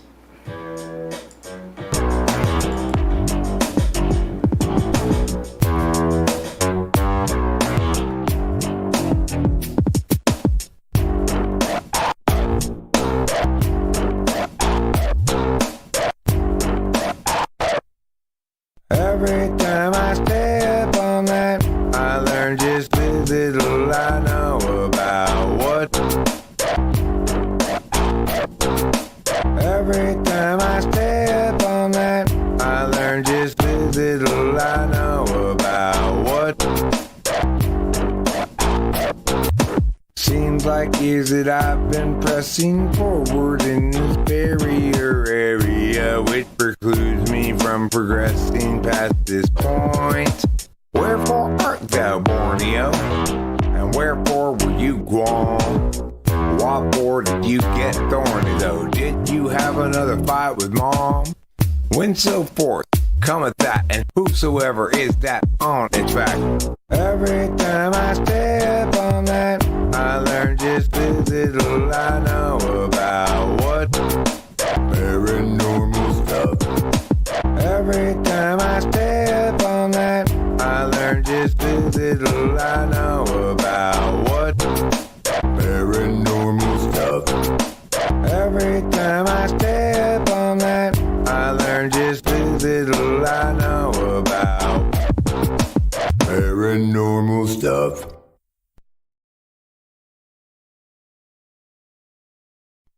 Hold your breath, expect the best, assess as less, slop and mess. At least you'll confess that the less than the rest isn't confusing. Liz Pitt bet the rest were musing, but Liz Pitt didn't have any confusion. She rolled over them October to June, then took off for the summer. The various plans all about, various deeds underway. Wary of every doubt, cause it's scary, but that's about all you can say. The various plans all about, various deeds underway. Wary of every doubt, cause it's scary, but that's about all you can say. Now in fall, whispers began to carry in the hall that Lisbeth's urgency impelled them all to hide away from her inside a bathroom stall. She's berating, always making her point. Started hating, always feeling annoyed pulling now her way through you. It means she likes you too. Various plans all about, various deeds underway. Wary of every doubt, cause it's scary, but that's about all you can say. Various plans all about, various deeds underway. Wary of every doubt, cause it's scary, but that's about all you can say. Various plans all about, various deeds underway. Wary of every doubt, cause it's scary, but that's about all you can say. Various plans all about, various deeds underway. Wary of every doubt, cause it's scary, but that's about all you can say. He's Gregory in disguise. He hates the lies, wants to confront the men, always telling them. But every time he tries, they only run and hide. Again he is denied, chance to yell at them. So now he's Gregory in disguise, hands in his pockets. Now he's walking down the drive, averts his eyes. He doesn't want you guys to realize that he's Gregory in disguise, hands in his pockets. Now he's walking down the drive, averts his eyes. He doesn't want you guys to realize that bridge brings a new approach. Sneakily, he'll try to encroach up on the guilty. Then he'll finally get his chance to yell at them. He's Gregory in disguise, hands in his pockets. Now he's walking down the drive, averts his eyes. He doesn't want you guys to realize he's Gregory in disguise, hands in his pockets. Now he's walking down the drive, averts his eyes. He doesn't want you guys to realize that He's Gregory in disguise. He hates the lies, wants to confront the men, always telling them. But every time he tries, they only run and hide. Again he is denied, chance to yell at them. he's Gregory in disguise, hands in his pockets. Now he's walking down the drive, averts his eyes. He doesn't want you guys to realize he's Gregory in disguise, hands in his pockets. Now he's walking down the drive, averts his eyes. He doesn't want you guys to realize he's Gregory in disguise, hands in his pockets. Now he's walking down the drive, averts his eyes. He doesn't want you guys to realize he's Gregory in disguise, hands in his pockets. Now he's walking down the drive. He's Gregory. It's a very cloudy day in Los Angeles. And today we run out of time. Struggles past, troubles still to come. The day is nearly done. Could someone buy us some more time?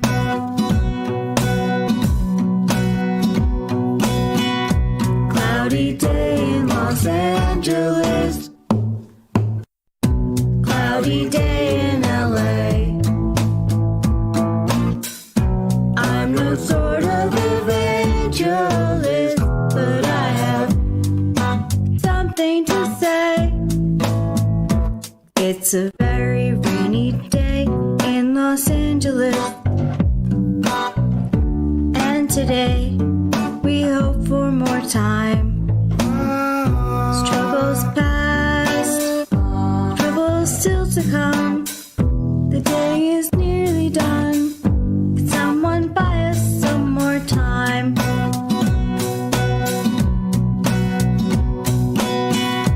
Cloudy day in Los Angeles. Cloudy day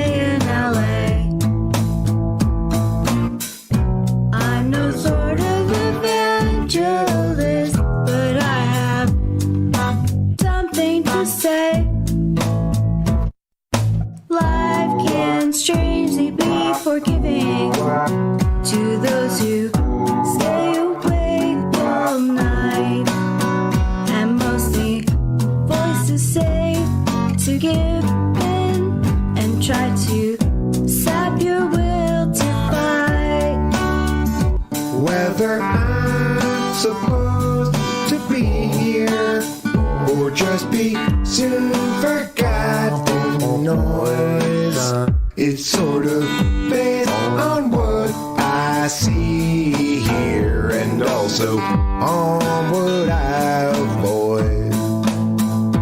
It's a very cloudy day in Los Angeles, and today we run out of time. Struggles past, troubles still to come. The day is nearly done. Someone buy us some more time.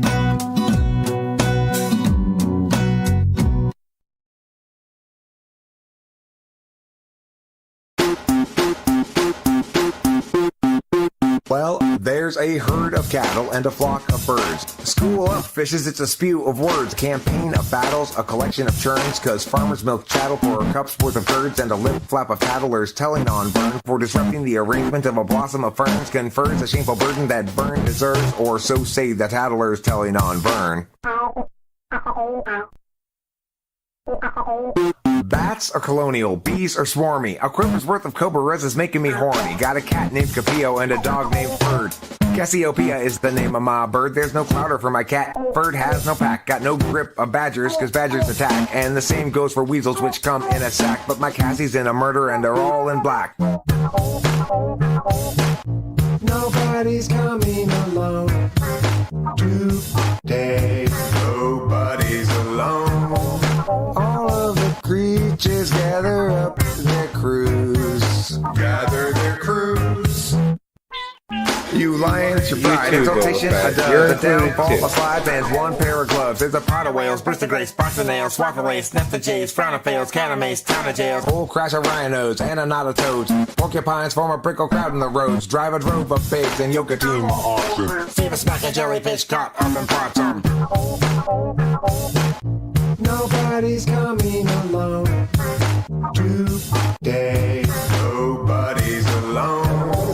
All of the creatures gather up their crews. Even you, Boba Fett. Gather their Everybody's crews. gonna have a friend. Everybody's gonna have a friend. Nobody's coming alone today. Nobody's alone. All of the creatures gather up their crews. Gather their crews. Nobody's Funny, I coming was alone just thinking over there. Nobody's alone.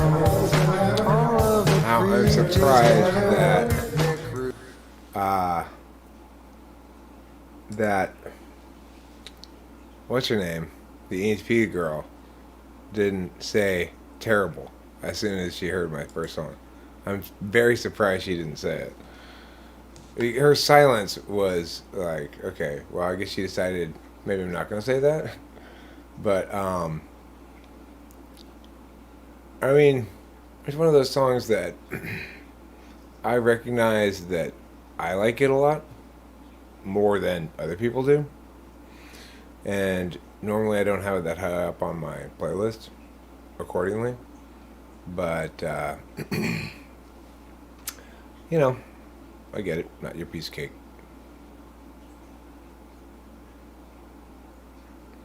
It is, I think it works best fast, the brooding song. Yeah, I would like to get that recording of her. You know, recently I've been singing together more lately, actually. Just singing together, like in the car and stuff, songs that we both know. And I've noted as we're singing together, oh, we're getting better, you know, like, she's got really quite good pitch. It's just, the thing is, my songs are challenging, and I have a history of not giving her enough time to practice things and get them embedded in her soul, so to speak.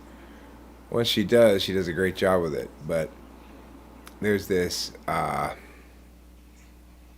weird phenomenon with INFJs versus INTPs. INTPs think they don't need to practice, but they do. INFJs think they need to practice, but they don't.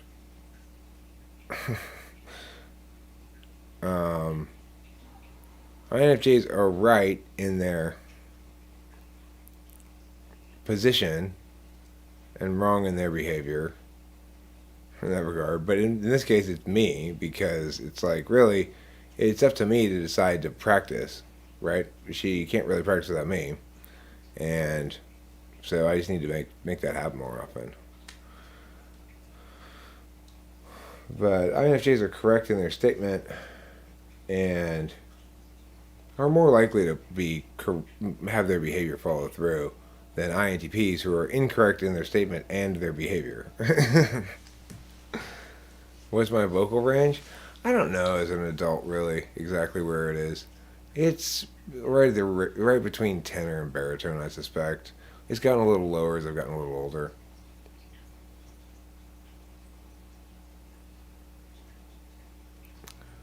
Louisa Krasov, take that with a grain of salt. What Jack Torrance is saying. What you were saying about SE earlier, about it being the easiest to recognize but hardest to explain. I think what you might find is that when you try to articulate for yourself or figure out exactly what it is that causes you to transition from meowing to doing something, you'll struggle to understand that moment and what it is that it means to take action consciously. Because I think that our 8th slot functions are our least conscious.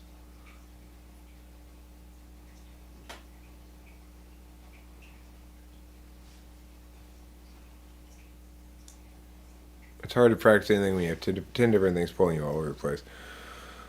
I mean, the funny thing is, we have plenty of time to practice things, and she's down. She's not fighting it at all, and I just need to prioritize it more. I think the other thing is, I think I am going to prioritize it more because I'm feeling more confident about it as a project, and that's just me being a stupid SI type. It's like, because some of the early workings with Rachel, I was maybe tasking her with the wrong things, giving her stuff she wasn't familiar enough with or whatever. It was a bit of a production struggle on occasion, but she's been hanging out and singing with me for a while now, and we're more finding our connection as musicians, because she's not what you would call a musician per se, but she's a musician when she's singing with me. And so she and I are well served to sing together in the car like we've been doing just for kicks. It just sort of happens. We start singing something and we don't remember the words. I just meow meow meow it, but sing the melody of it. We sound good together. Our voices are a nice pairing. So it's a blessing, an extra bonus blessing to have with Rachel, and I should take more advantage of it because I enjoy that time we spend together. It's gratifying when it sounds good anyway. It's like, it's at the same time, I guess there's a certain amount of fear that, like, well, maybe it's not going to sound that good, and I don't want to bust Rachel's chops about it or something, One of you read, TI and logic are not the same thing. I think the search for accuracy is where I most refer to the function. Well, you're wrong. Like I've said, that Louisa Krause, let me make this clear. Abandon everything you've read or heard everywhere else. So, the fact is, TI is very closely linked to conditional logic.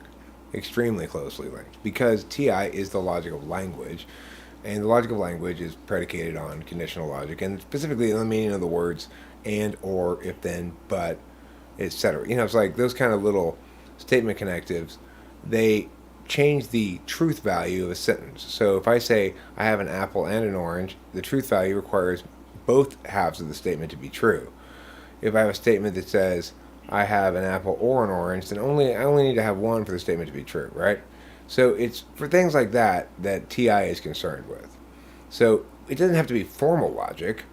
It's just the fact that with the TI user, you're looking at things as binaries, as definitional terms or words, rather than as spectral gray area things, okay? For a TI tool user, there's a pounding desire to get the other person to be pinned down on exactly what they mean in reducible, operationable terms. And so, for people who are, say, FI tool, they'll complain about a TI tool user being very black and white in their thinking. From a TI tool user's perspective, the other person's being very black and white in some sense in their thinking because they're attached to what they want regardless of what their reasoning is, you know?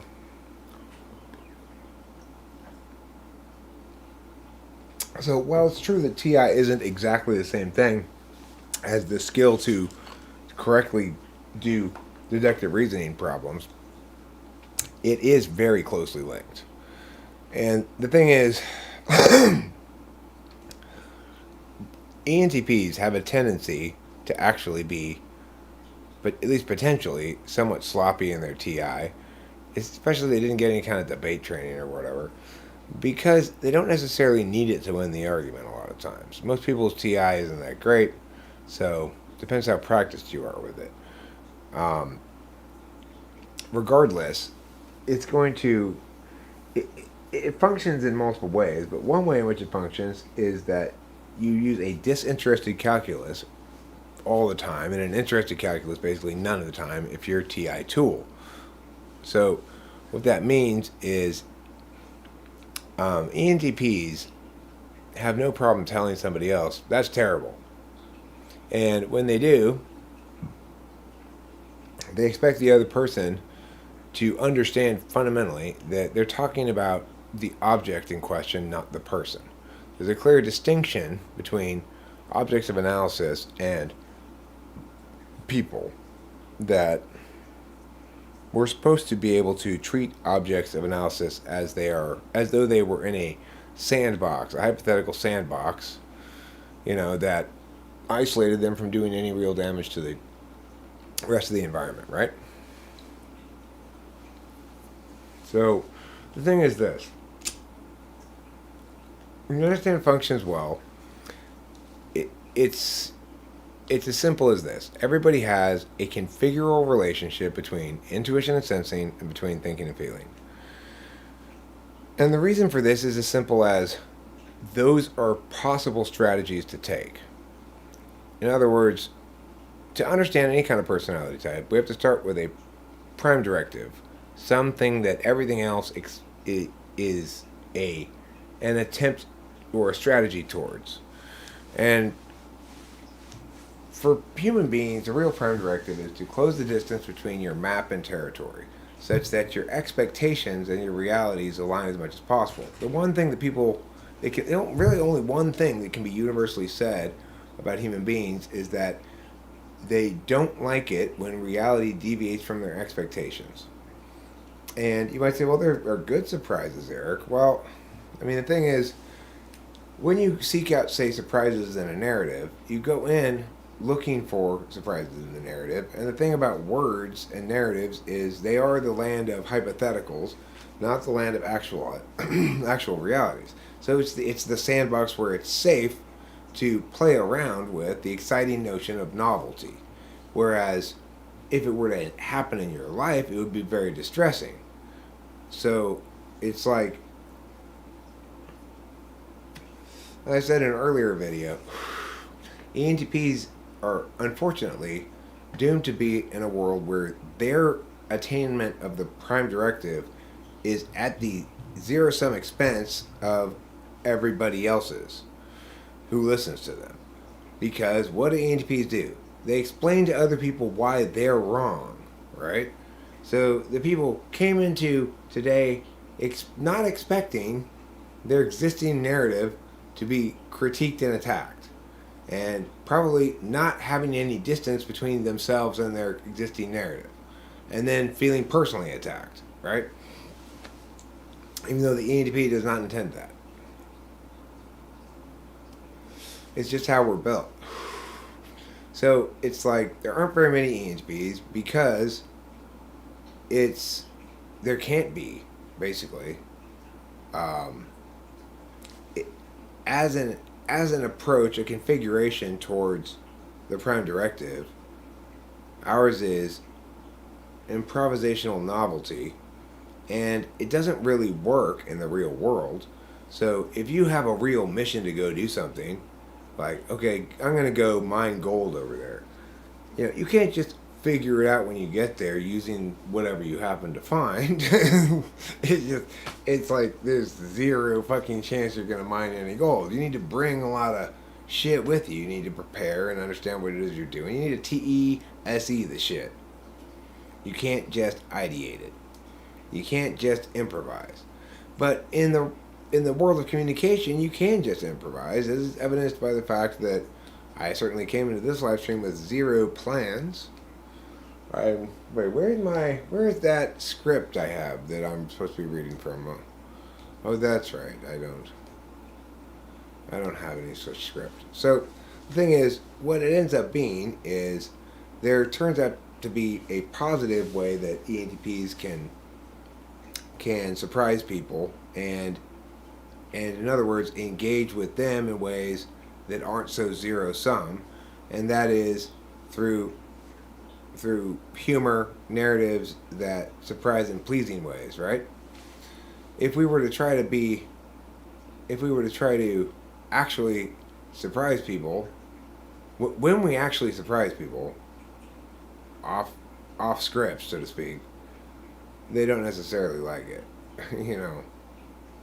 I mean, sure, you can falsify this notion by saying when you catch a clerk at a store with a good joke and it makes them laugh hard, that's a happy surprise in their day, right? And not a bad thing, even though they didn't expect it. But there are this very limited sets of ways that are enabled for you to surprise people in ways that they like. People don't like surprise parties. I've never encountered anybody who likes that. Did anybody here like a surprise party? They have them in TV shows and stuff. I don't remember anybody I know ever having one.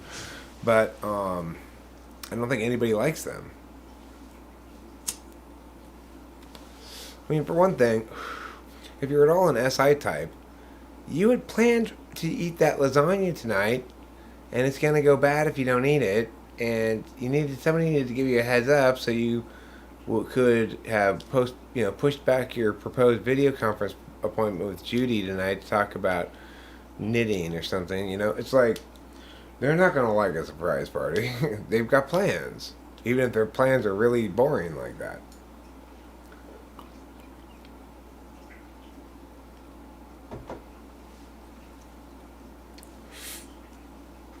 So the thing is, extroverted intuition is by nature and inevitability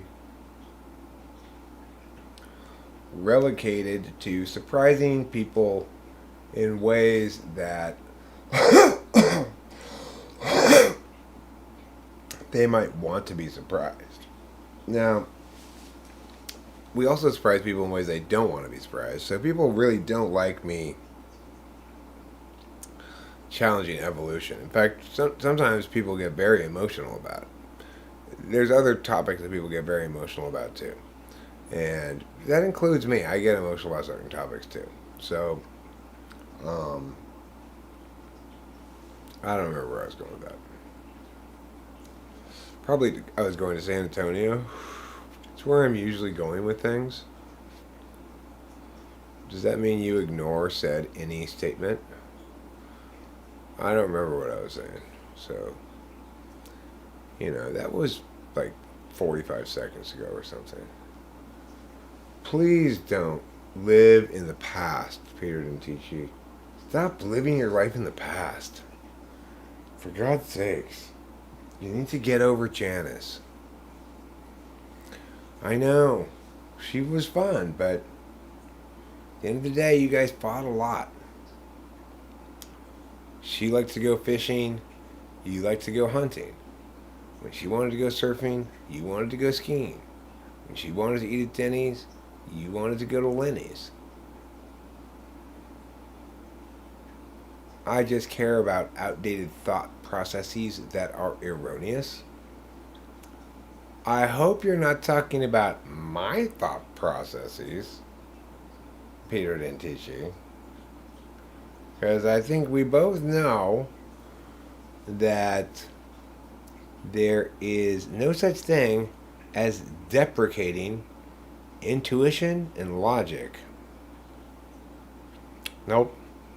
They don't get to be deprecated and replaced by NI bullshit. Sorry. Doesn't work like that. No, that's not how cognitive functions work. Some of them don't become deprecated over time. They're manners of attention, for fuck's sake. And what is the alternative to what my explanation is your bullshit metaphor. So, obviously, no. You lose. You lose. Listen, everybody. Step up, step up, step up. Everybody's a winner. Step up, step up, step up. Everybody's a winner. Step up, step up, step up. You're gonna win, for sure. You lose.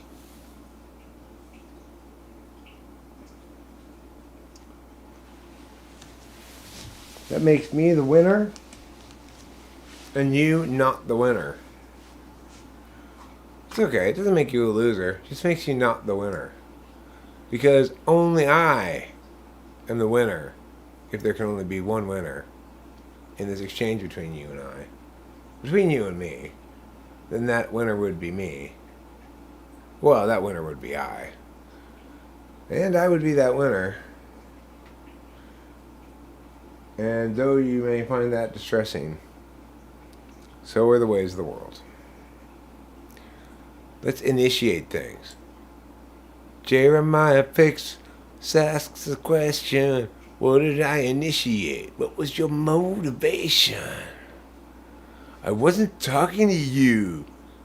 You clearly have a man crush on me. No means no, buddy. I don't think Jeremiah Fix has a man crush on you, Jack Torrance. I'm pretty sure. I mean, why would it have to be a man crush? Why wouldn't it just be a regular crush? Is it because you're a man? You lose. Is that a There Will Be Blood reference? No. It's an old Corey joke, actually, where he plays the role of like a carny, like step right up, everybody wins, everybody's a winner, winner, spin the spinner, winner, spin, everybody step right up and spin, everybody wins, everybody's a winner, come right up there, sir, good job, spin the wheel and you lose. It's just a joke Corey said one time, I thought it was funny.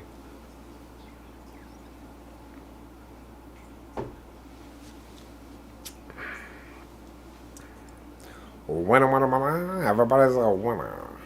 Everybody wins. Okay, well, I see.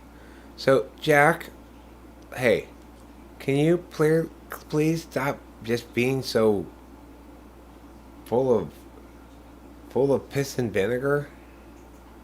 Is that a fair depiction? I think so. Jack Torrance is a long-time stalwart of the TWFP community under his myriad names, but one thing that we can all agree on is that he's full of piss and vinegar. Let's see if we can extract either the piss or the vinegar. It's much more normal to have piss in you than vinegar, so let's try to pull back on the vinegar and replace it with some sweet, sweet, sweet olive oil. Yeah, Jack, you do always start it. You're always taking offense at everything. You're always... Well, actually, you didn't start it in this one. Boba Fett, but see, you don't even argue. That's not even who you're arguing with. Boba Fett may have said like, "Here, let's make this thing go," but it would have gone on its own anyway. And you've been arguing with myriad people. It's insane to say that your bristly, prickly, you looking at me? You looking at me? Huh? That is definitely the predicate of the sentence. Most of the time. Yeah, I know. I did spot it then, Jack, because that's what happened then. And I scolded Boba Fett. And now, guess who I'm scolding? It starts with a Y, it ends with a U, and it has an O in the middle. It's you. That's right. My favorite second person pronoun.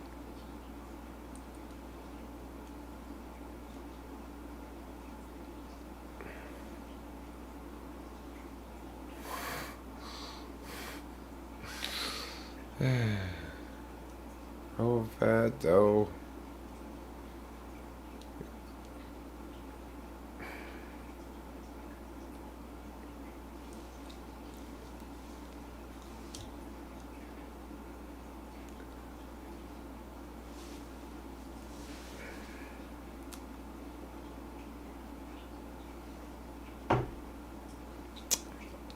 Somebody set this INFJ to evil.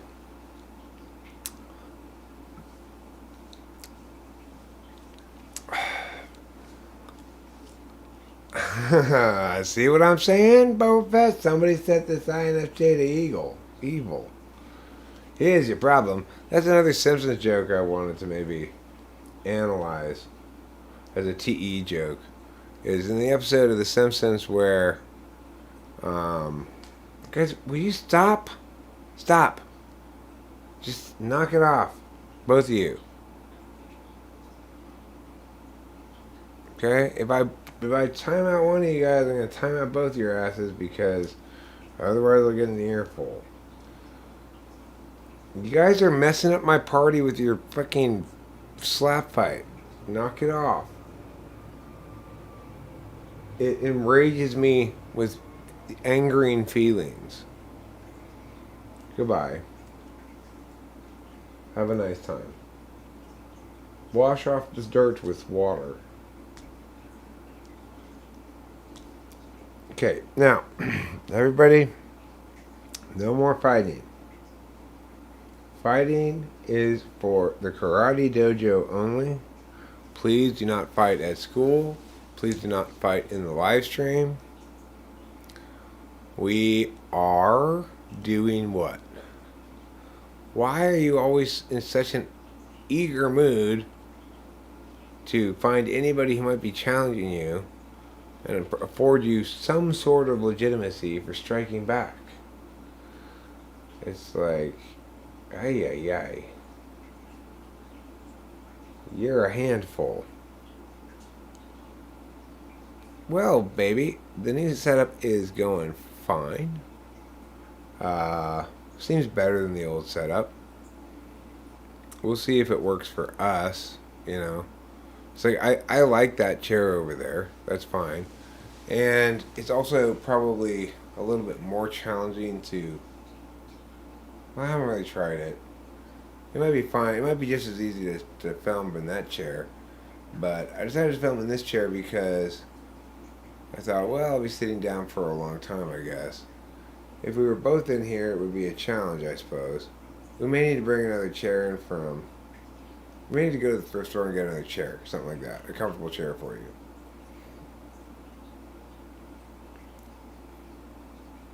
It's fine. It's fine. Go take your shower, Jack. You need a cold shower, buddy. You need to cool your jets. I want Jack's jets cooled by the jet cooling machine.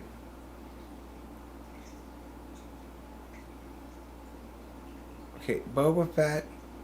Oh, fucking hell. You guys, you people. Who are you people? Hey, Zandy. I will mind you. I'm minding you right now. Why can't you log into your Instagram? Maybe you should start a new one.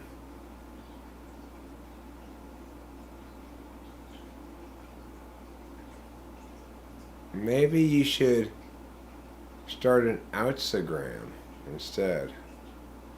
Outstagram. Because usually if you're having a problem, it's preposition related. I'm assuming this is no exception.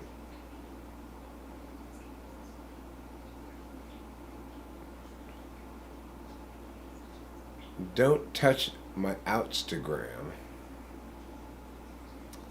I'm fondling my Instagram. Was the strange message I received one day when I was at the Instagram store. Well, no promises, but I recognize this is an agreed upon 2-man fist fight, so I guess there's a little bit more play there. Since you guys, everyone make a circle around Boba Fett and Jack, okay? Because they're formally having a fight right now. So I guess it's okay. Go ahead. Is everybody in a circle around them? Do I believe in the concept of entropy? Because it seems to be happening now. Well, I mean, entropy is not the sort of thing that sort of turns on and off. It's sort of an implicit reality of all things. Be they rock star, be they pop star, or be they bottle of pop. All things, all the time, all day, every day, experiencing rigorous entropic decay. Number 1 on the list, your mom entropically decayed all over me last night. It was disgusting. James Carolus, there's nothing natural about descending into chaos and disorder. The only natural direction is from chaos and disorder to an ordered stillness of absolute zero, where nobody says nothing, ever. The end, amen. Almighty Lord, bless my words with your shining vision, yeah. Everybody say, amen. Amen, Eric. You're saying it at home. Amen. High five. For those of you saying amen, a high five for you. It's a high five of the Lord. You see these scars upon my hand. You see my wretched, deformed fingers. Look at them. This is the wretched deformity of the Lord's deliverance onto my hand to remind me, don't touch hot things. And I have remembered that forever. That day the Lord taught me that lesson. He left me this reminder for all my life. Don't touch hot things. If you touch a thing that's very hot, it will literally melt your skin into a deformed webbery. It's how my hand used to be, just melted together like this. Oh, I'm deformed, I'd say. So finally, when I was 18 years old, I underwent an operation to unweb my fingers and make me less deformed. Amen. Praise the Lord. Praise the Lord. It was an operation, a surgery undergone exclusively through the power of prayer and surgical instruments.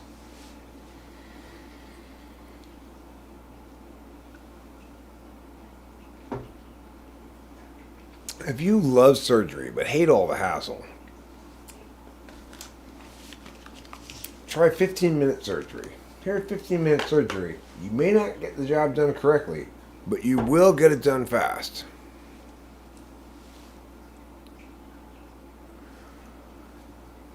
Zandy, I call my sugar Zandy, because I'm sweet on Zandy, and Zandy's sweet on me.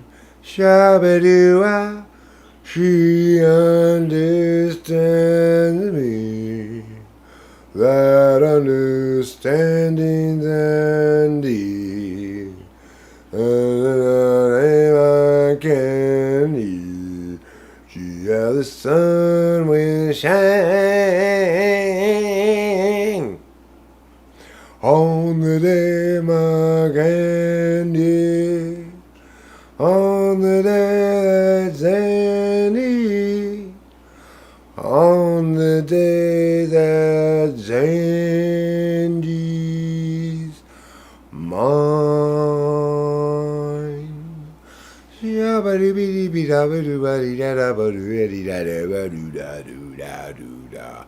Bwah, bwah. Jazz. It's a famous song called Candy. Except I changed Candy cleverly with my incredible inane, my incredible cleverness. I changed Candy to Zandy. Did you catch that? That's how I did it. That's how I pulled that off. I pulled the old switcheroo there. Sure, I know if I were actually singing that song to Zandy, then I'd be flirting with her. But I was not doing that. I was just singing the song Candy and unavoidably replacing it with the word Zandy. It couldn't be helped. Another song that comes to mind for Zandy is this. Zandy Lou, Zandy Lou, oh Zandy Lou, Zandy Lou, Zandy Lou, oh Zandy Lou, Zandy Lou was a woman who came from the hills, Zandy Lou, Zandy Lou. The song is actually called Cindy Lou, I believe. It's another kind of 50s-ish song. Comes to mind for Zandy.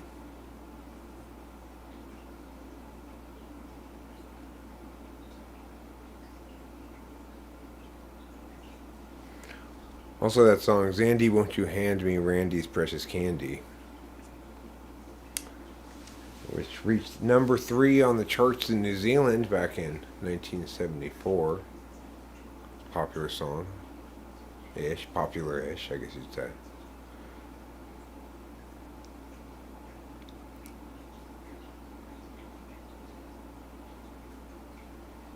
You know what was cool about Zandy?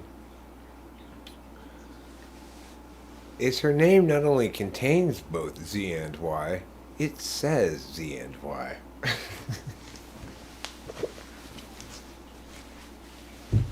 How great is that?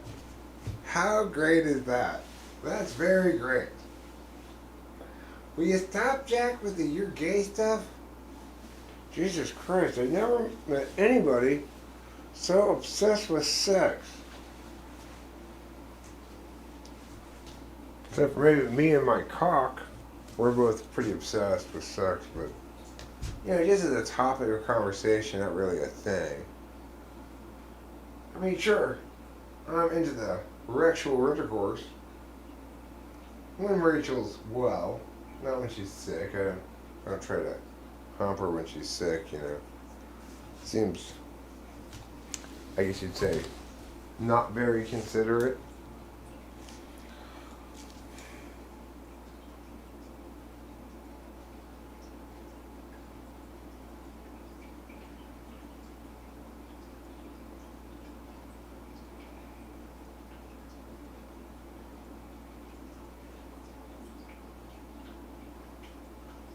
Okay, I read it, Jack. I read it. Alright, I may have jumped the gun a little bit there. My bad.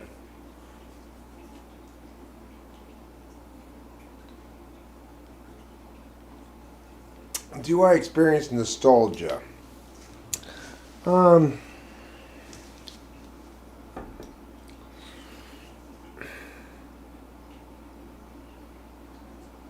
I mean, when I do, I tend to experience it as existential terror, the sense of what I always knew and relied upon to be forever is changing, has changed, is gone now maybe.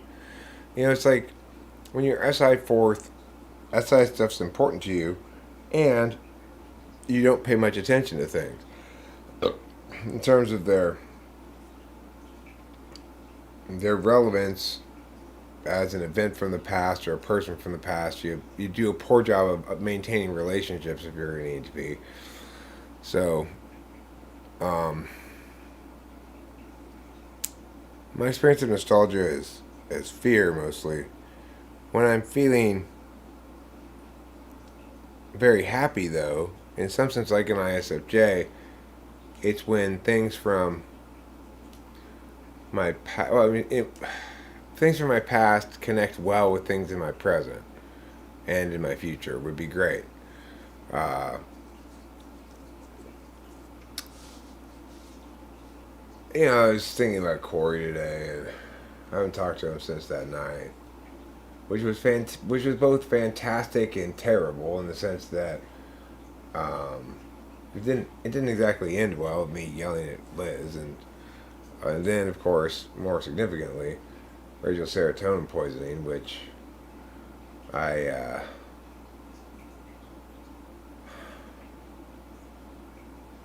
which is obviously very troublesome to me.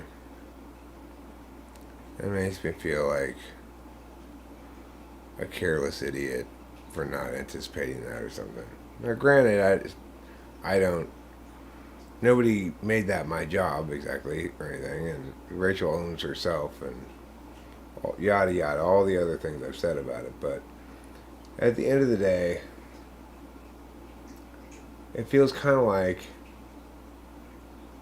I said to my girlfriend, "Don't worry, this is an easy hike," and it's actually really hard, and she hurt herself. And that's a pretty shitty thing to feel. Like not only did she get hurt, but you were stupid. It's a little bit different than that, but it's kind of like that, you know? Of course, hindsight's 2020.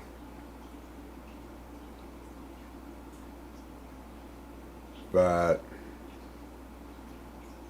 I don't know. It's a downer. But it's also like weird because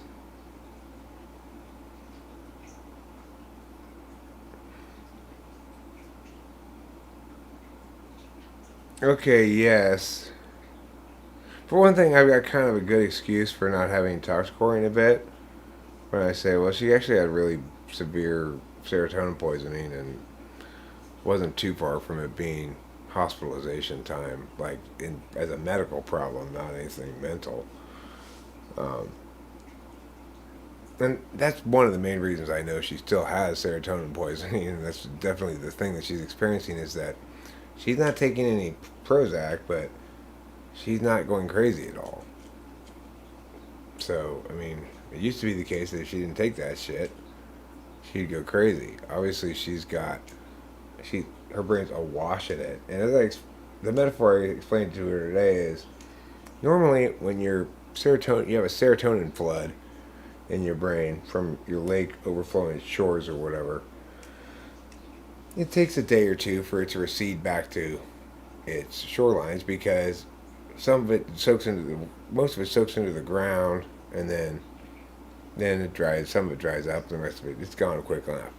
But in your brain, it's like it's flooded onto absolutely saturated soil, and so it takes like 3 weeks for it to recede. You know. Thank you, darling. So the thing is, thanks, darling. I will, reminds me, in fact, I need to go switch the laundry out. which I will do shortly. There's a couple other things I need to do. When's my dad coming back? Is he coming back tomorrow? I gotta deal with that couch somehow before then. I hope to get. I have a place for it up above, but it's gonna be hard for me to get it up there. I was messing around with it earlier, and it's possible that I got. It's gonna take some TESE shit. Should probably do it tonight.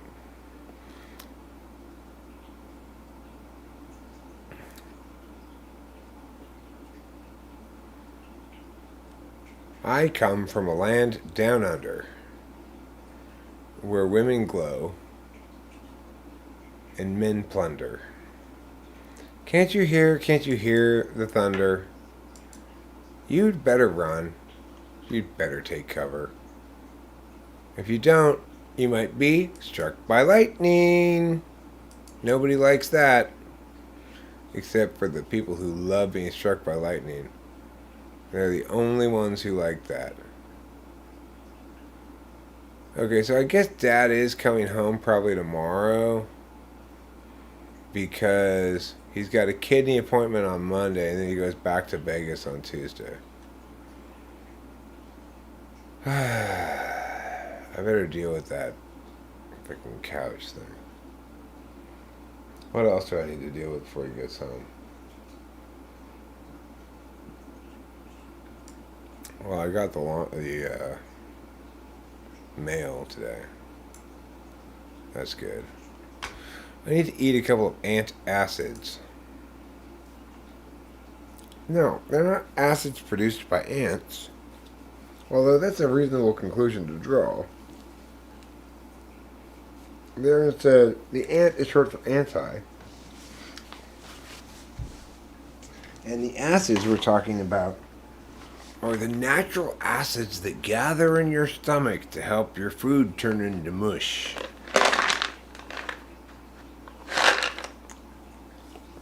Boba Fett is in a mean mood tonight. Aren't you, Boba Fett? Mm-hmm. You know, Oliver Linehand's cryptically worded comment from earlier, including the rhyming of the word gone. I'm going to go out on a limb here and suggest that perhaps that applies to Boba Fett as well. Thoughts, comments, concerns, complaints, queries?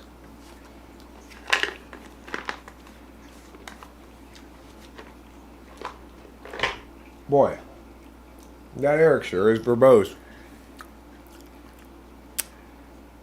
Zandy's here. She's queer. She doesn't want any more bears. Oh, cool. Thank you, Rachel.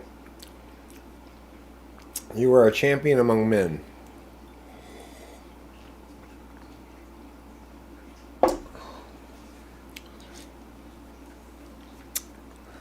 And as soon as you get better from your serotonin syndrome, I'm going to give you the good hard fucking you need.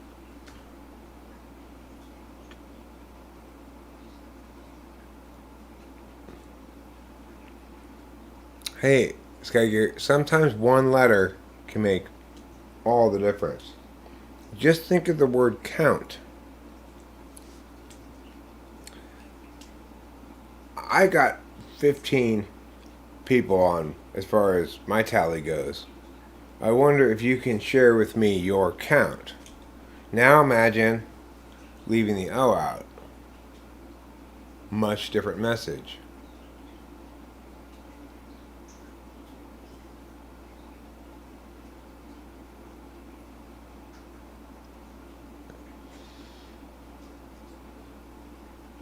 You can see how much challenge that would be.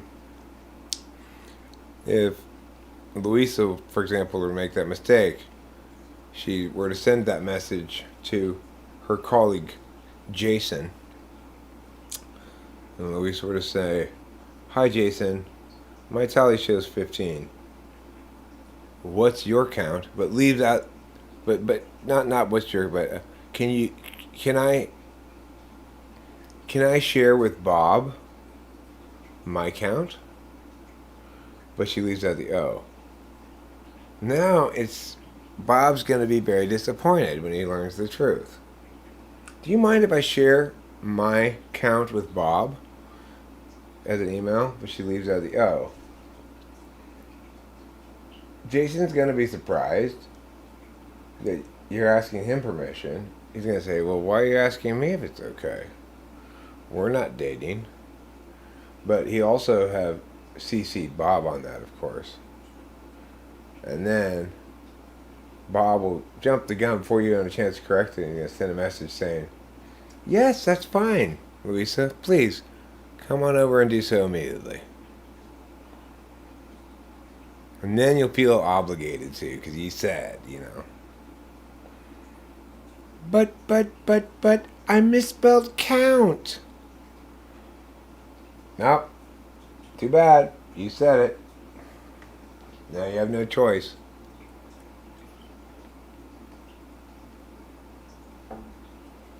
You know what, Jack? Let me tell you something. You know what's going to happen? One of these days, we're going to all get together and chip in our money, and we're all going to take Greyhound bus to your house, and each of us is going to have one dose of the vaccine ready, and then we will all take turns vaccinating you. You're going to be vaccinated hundreds of times. And you're probably not going to like it, but then when you're done, you'll never get COVID again. And you'll thank us later. You'll thank us later.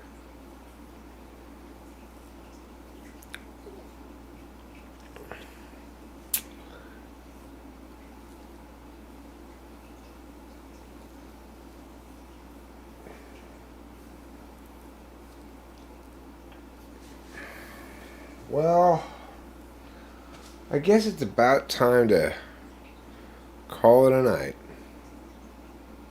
Somebody has to.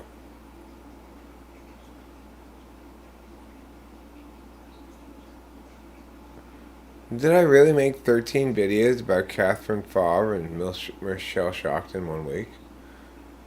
You mean 2 different bad ladies made Eric angry? Those bad ladies needed my scolding, apparently.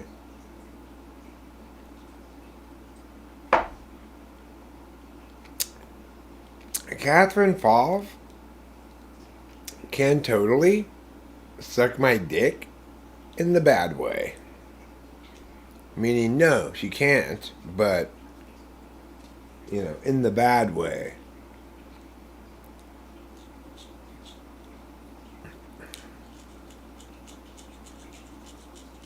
Okay?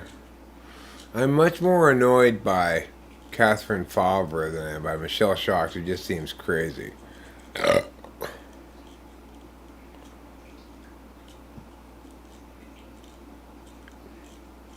Well, they're bad. Catherine Favre's bad. Catherine Favre's bad because of that email she sent me, or she had her assistant send me. You don't threaten me into being nice. It's not. No. Now you're on my shit list, Catherine Favre. You either ask me to be nice or you threaten me into compliance. You don't get to threaten me into being nice. Alright? You can't have your fucking cake and eat it too. And if you try, then what can she do? Which body part can she do what to?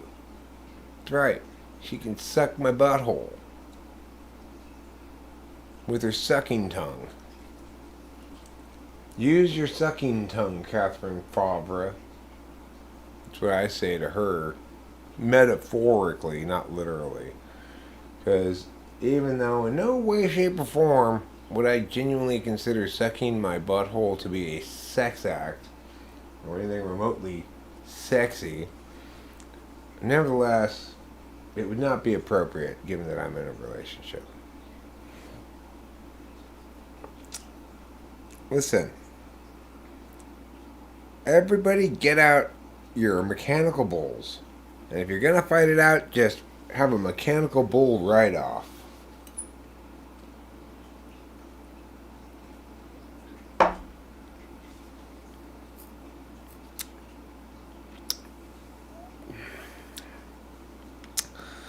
You have your own list, Peter Dentici. You're on the Peter Dentici list. which includes Peter and Dentici.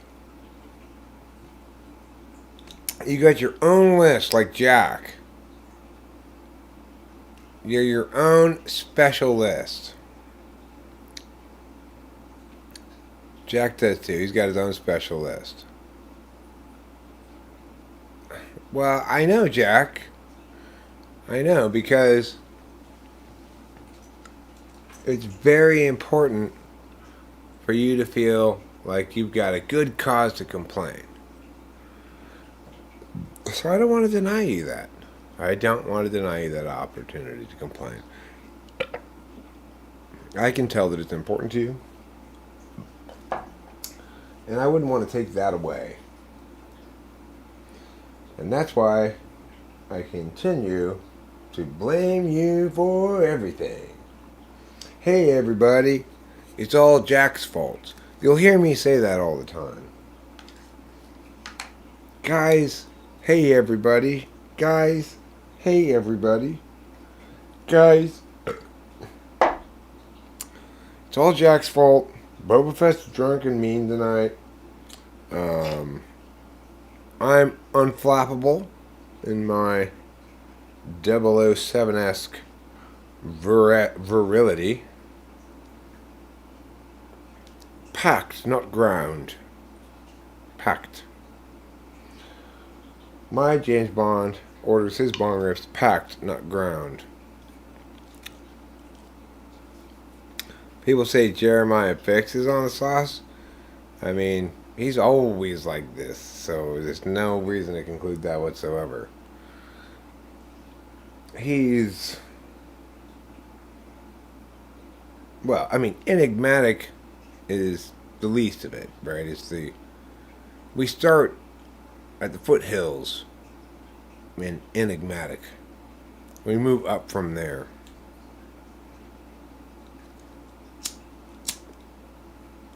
Remember, when somebody loves you, everything is beautiful. And presumably, when nobody does, everything is ugly. True, I suppose. If you're into being loved. Better than being hated, I suppose.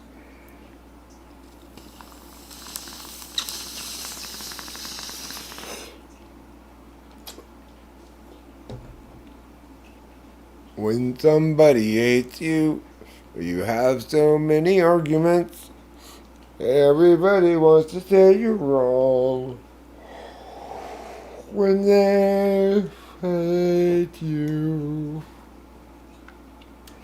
Through the summer and the fall, they came around and said it all. Eric, you're so wrong.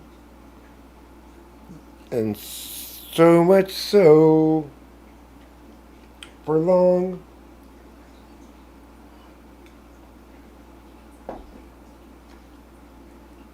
And then I said, suck on my cannon of death. And I fired some sort of firearm thing at everybody. You sit and wait for the possibility of a response to what?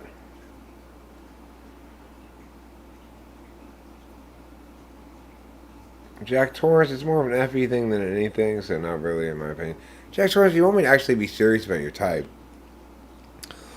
I would say you seem FE polar, if nothing else. If I were going to make any statement about you that I've taken away from you more often than anything else, it would be periodic indications of FE polar.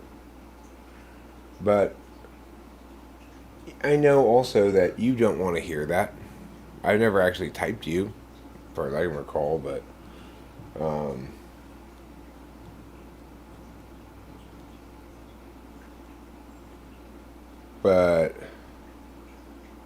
you know, the problem you have is this. If you want to go around insisting you're meow all the time, then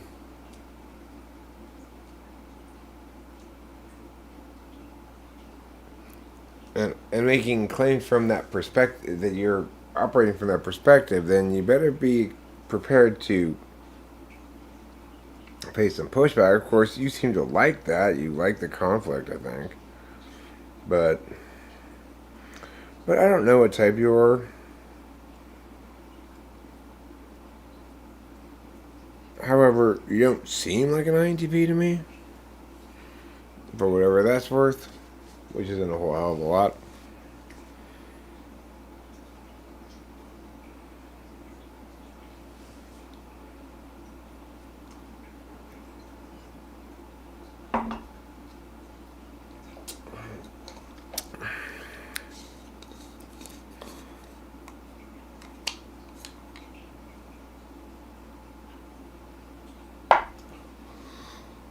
I mean,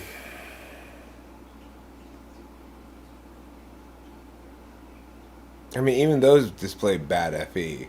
Like, like in the last premiere or something. Your idea of encouraging other people to thumbs up is to shame them by saying, what's up? I'm arrived late and I'm still the first one to thumbs up. It's not good FE. But it's not necessarily polar. But it certainly is not an example of a nuanced kind of FE or whatever. It's fine. I appreciate it's the thought that counts or whatever. But it doesn't show as good FE, really. So,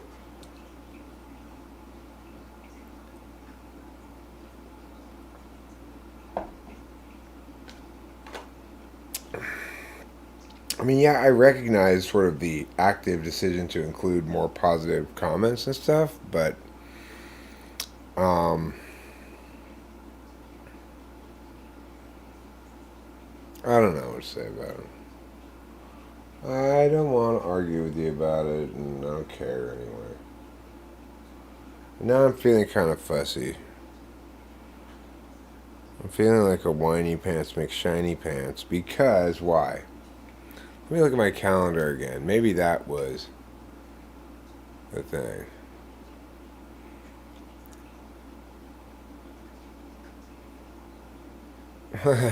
That wasn't a subtle cue to like this video all over my head. It didn't even occur to me that I was in the... That never even occurs to me. It's funny.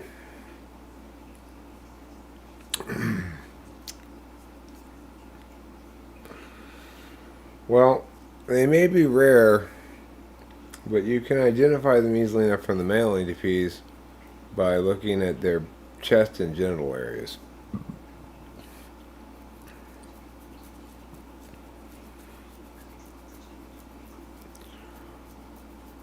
What you're going to want to keep an eye out for are a couple of things called bubes,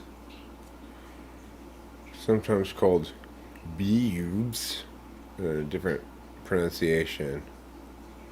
And of course, you're going to want to look for, in the lower area, what's known as the womanly pocket, or the velvety folds, sometimes called the parting curtain of flesh, sometimes called sultry delight,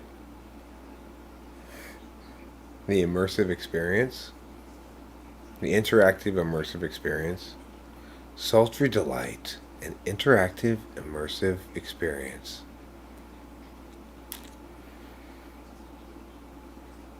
Hi. Welcome. Is this your first time to Sultry Delight? No. Well, welcome back.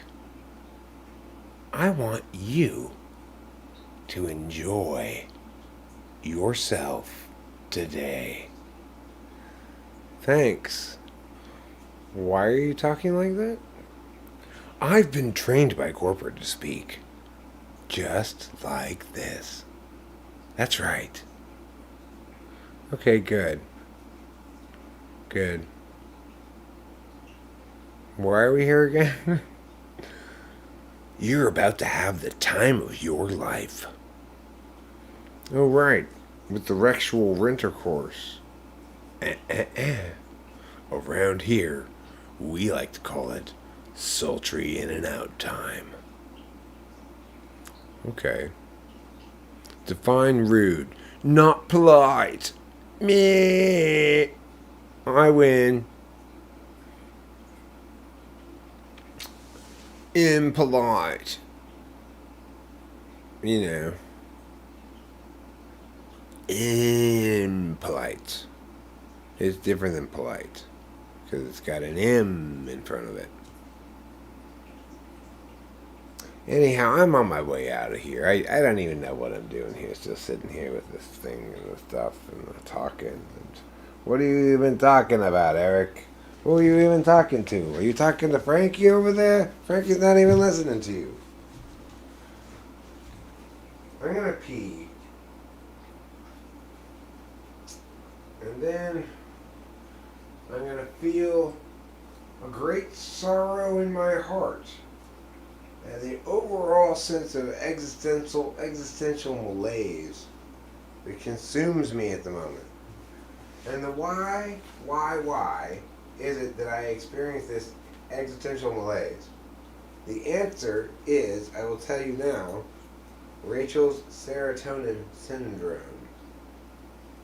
It causes me distress. It causes me to worry. It causes me to stress. It causes me to hurry. It doesn't ever actually cause me, though, to hurry. Because, now counterfactually, I'll make up a good curry. A good spicy curry.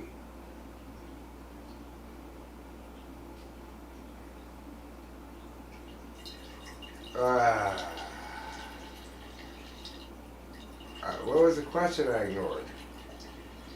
Are you asking what year Columbus discovered America? The answer is 1492. Drag, was that the question? Was it, what year did Columbus discover America? Or was it a different question? Did you instead ask me, what's the name of the man who shot Abraham Lincoln? If so, the answer to that is John Wilkes Booth. Or was it some other question?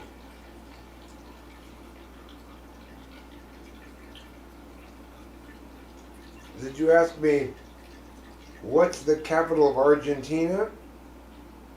Well, I don't know, is the answer. Probably some city called Argentina Town. That would make sense.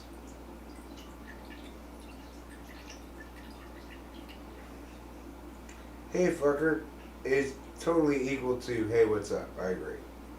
Unless you're saying it's like your elementary school teacher who you're seeing for the first time in 20 years.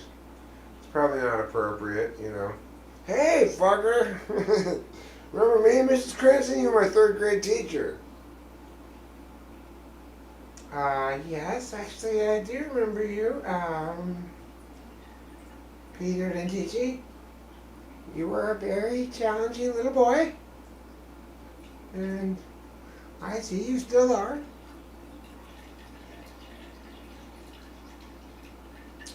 Au contraire, Jeremiah Fix. Au contraire. Opinions, some of them are subjective, and some of them are objective. It depends what your opinion is about. It's my opinion that I should probably empty my urine bucket as it's attained a height of approximately 1/3 full. And that's quite full for such a tall urine bucket. Better to pour it out now. Sure, it's my opinion. It's also objectively true. It's true as the virginity of the mother of Christ. It's true as the need for a haircut when lice infest your scalp because of scurvy running rampant, hurdy-gurdy's plain sad laments now for the wounded few and dead in store. Wow, that's a beautiful poem, man. It really is. I should be like a professional poetry writer or something. Dear Professional Poetry Corporation, I am looking to get a job as a professional poetry writer in your organization, business, corporation, or profit-seeking group. Please consider me on your list of applicants for the job that I seek. The end, Eric.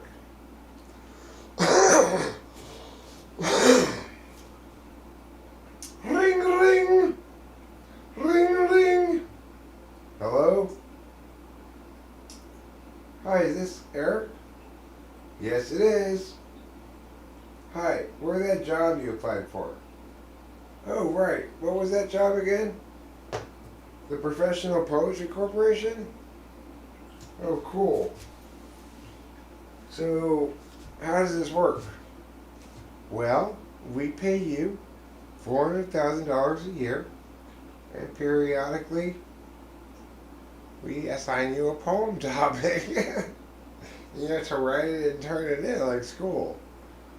That's pretty good pay for poetry. Well, we know that, the power of the word is worth a lot of money. And your poems are great, Eric. Really good. So good. So that's why we're paying you the big bucks. We're signing you to the big contract. We're drafting you in the yearly corporate poet draft. #1 pick. They call you the next Maya Angelou. Really? Oh yeah. You guys hear that? They call me the next Maya Angelou.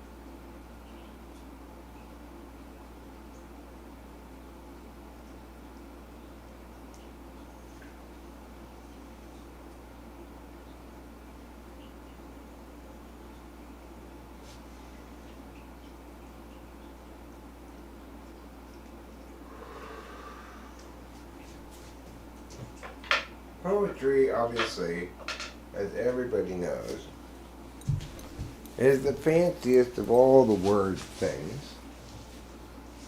It's as fancy as a British accent. In other words, if you're you have an American accent, but you want what you say to be as fancy as a British accent, only without any British accent, you need to say poetry. Makes it instantly fancier. Let's say you want to increase your fanciness by 40% total. Well, that's a pretty bold ask, right? I mean, 40% fanciness increase. Is that even possible? Has there ever been so abrupt a change? I should make this big enough to fit myself into. I don't know why I didn't. I'm sure I had a reason. There must have been a reason. Everything happens for a reason. Something my ESFJ wife used to say. Well, everything happens for a reason.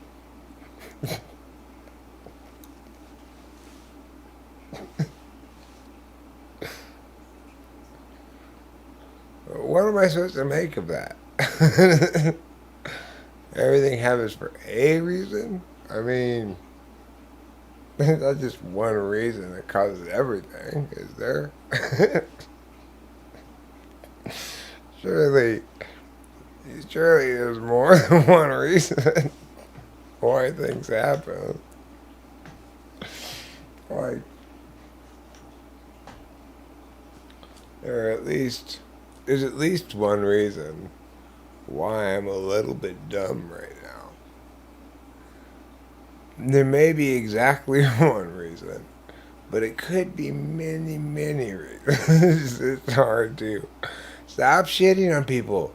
No, everybody be nice, okay? To everybody, including SFJs. Remember, everything happens for a reason. Yep. Sure enough. Don't forget, everything happens for a reason. Hey, guys, look. This isn't just happening. It's happening for a reason. Oh, do tell, what reason is that? Nobody knows. All we know is it's happening for a reason.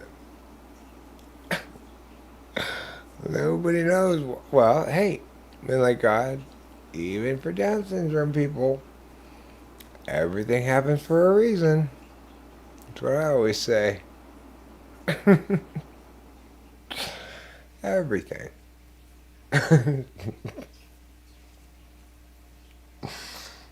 Some people mistakenly think only some things happen for a reason. That would be incorrect. Everything. Everything from your meow to this kitty cat happens for a reason. The reason this kitty cat happened is because you needed to see it. Just look at this, Jack. Just spend your time looking at this. And let all of your weird, but attack this thing, go away. Just hang out with Dimitri and look at this cat with your looking eyes. I want you to take out your seeing eyes and replace them with your looking eyes. I want you to take out your looking eyes, put your seeing eyes back in, but add your knowing eyes on top of them. And then I want you to peer at this cat.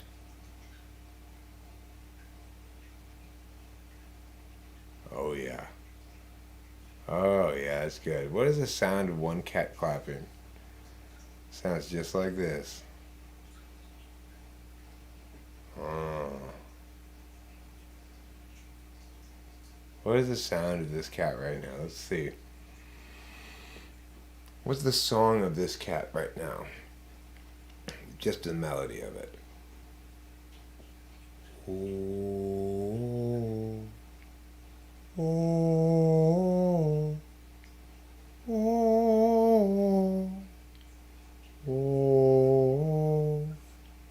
Ooh. Ooh. Ooh. Oh, sleepy, sleepy, sleepy, sleepy kitty, sleepy, sleepy, sleepy, sleepy kitty, smushing up, smushing up, smushing up her fur, making herself look so smushy, smushing herself, wonderful cat. Flavorful goodness, true and fat. Wonderful kitty, wonderful times. Friendliness and goodness, just truth and time. Wonderful kitty, wonderful lines. Beauty contest winner, you're a wonderful kitty. And you know that this kitty is the favorite kitty of all time. Oh, beauty pants. Oh, my beauty. Oh, my gosh. So cute. Your cuteness is astonishing me. Oh my goodness. What a wonderful kitty. I love my kitty. I feel emotions towards my kitty. I schmooze my kitty with no hidden objective other than to tell her how important she is and make her believe it in her heart. Because I love her so much with my emotions. Oh my goodness. They're so emotional. Who made emotions up? Was it Mr. Emotions? Prior to Mr. Emotions inventing them, did we have them? That's the real question. What am I doing? Oh, I'm making that thing happen. This? Yes, that thing. Right. Oh, beautiful kitty. Wonderful trueness.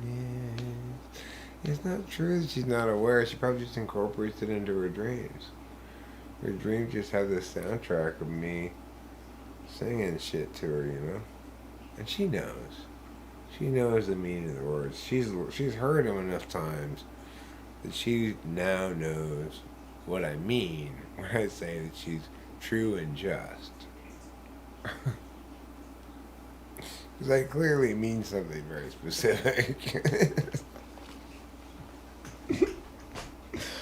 I mean, it's a legalistic. It's a legal thing. When I'm making the claim that she's true and just, I mean she is true and just. And she needs to understand what that means. Cats are not immune to the law of understanding things, okay? Everybody has to understand everything all the time. That's the law of understanding things. That's one part of the law. The other part has to do with prepositions, which I don't want to go over again. It's a little more complicated. That's for next year's class. Prepositions extended, prepositions 202, which this is the prerequisite for. So, if you pass this class, you will have attained that prerequisite, and that will enable you to go forth and really enjoy the meaty, hearty goodness of prepositions 202, where we dig deep into the subject of preposition and preposition related cosmologies, you know.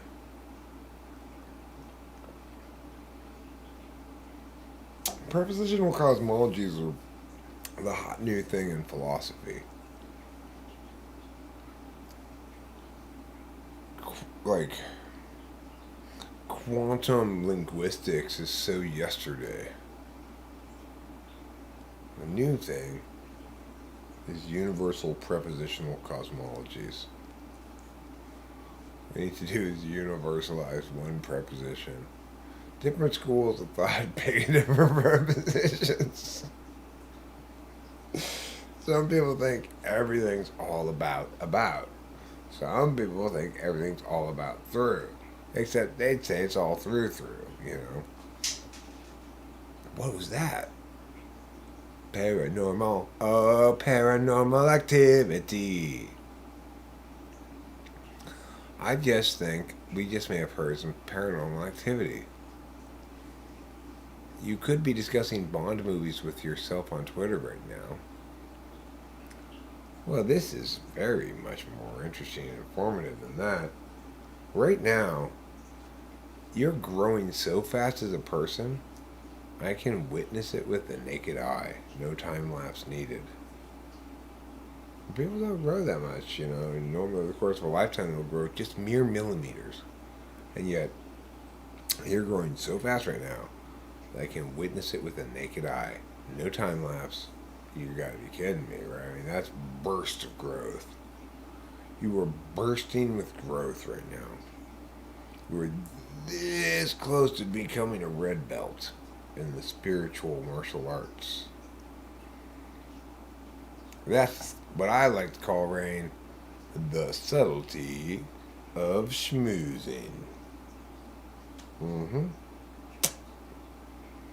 Oh, but with that, people don't have any open trash cans around here.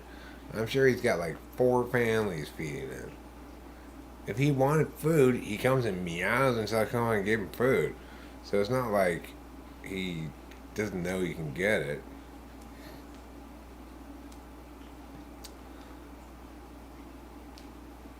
I guess I like to relate to SC, ignoring the fact that I spent 90 minutes on a type position and did not notice I kept touching my hand the same way all the way through. Yeah, yeah, yeah, yeah, yeah, yeah, yeah, yeah.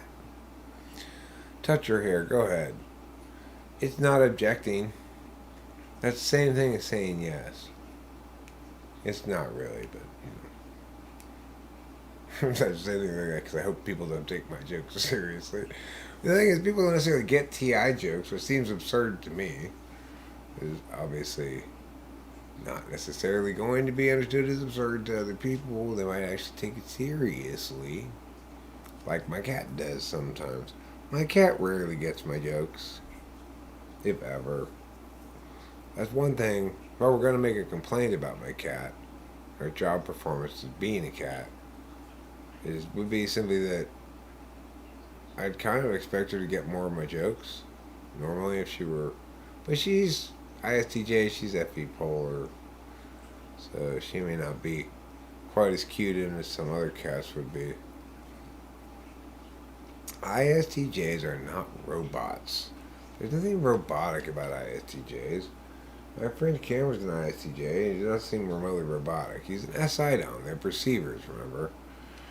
INTJs are going to have, in terms of affect, a more robotic affect, but what they both are is prone to accidentally offending people. Oops. Did I put my penis in your mayonnaise again? I did that. That's my fault. I'm Urkel. Did I do that? I guess I did. My name is Urkel. I live on the 2nd floor. I live upstairs from you. Yes, I think you've seen me before.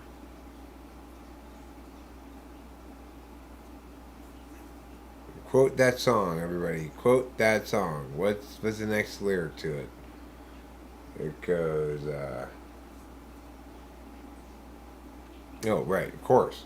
If you hear something late at night, some kind of trouble, some kind of fight, don't come asking what it was. Don't come asking what it was. My name is Luca. I live on the 2nd floor. Sad story, but yeah, I think you've seen me before.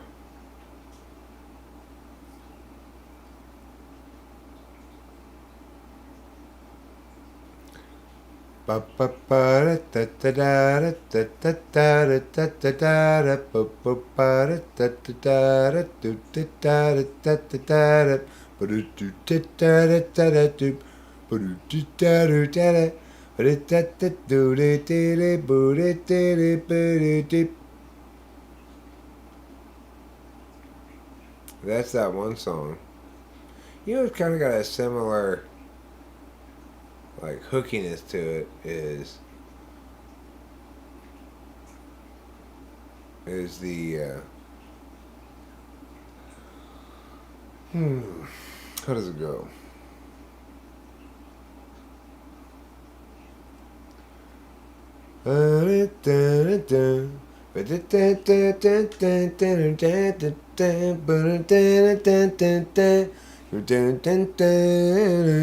Not so bad, it's not so bad. Dear Stan, I'm writing today to tell you to please stop writing me all these letters. You just sort of blowing up my actual physical mailbox with your letters. It's not something you normally say to somebody these days. So I'm going to write you a letter back, but it's just going to tell you that I don't want all these letters from you. I don't have time to read them. And dude, chill the fuck out. Love, Eminem. Please stop sending me all these letters. I can't read all these letters, and it makes me feel bad to look at all these letters sitting there and not being read. That's what I would say if I were Eminem. That's how my rap would have gone. Dear Eric, because I haven't read it, of course. Okay, dear Stan, I'm just gonna say pretend your name's Stan. Well, I can see it's Stan because it's on your return address here. Listen, all I know about you is that you're the guy who sends me too many letters. I have not opened them or looked at them at all because I don't want to read all your goddamn letters, obviously. But I do figure at least you should know that I'm not reading them so you don't keep writing them because they're not going to be read, right? So here's a letter telling you, please stop sending me all these letters.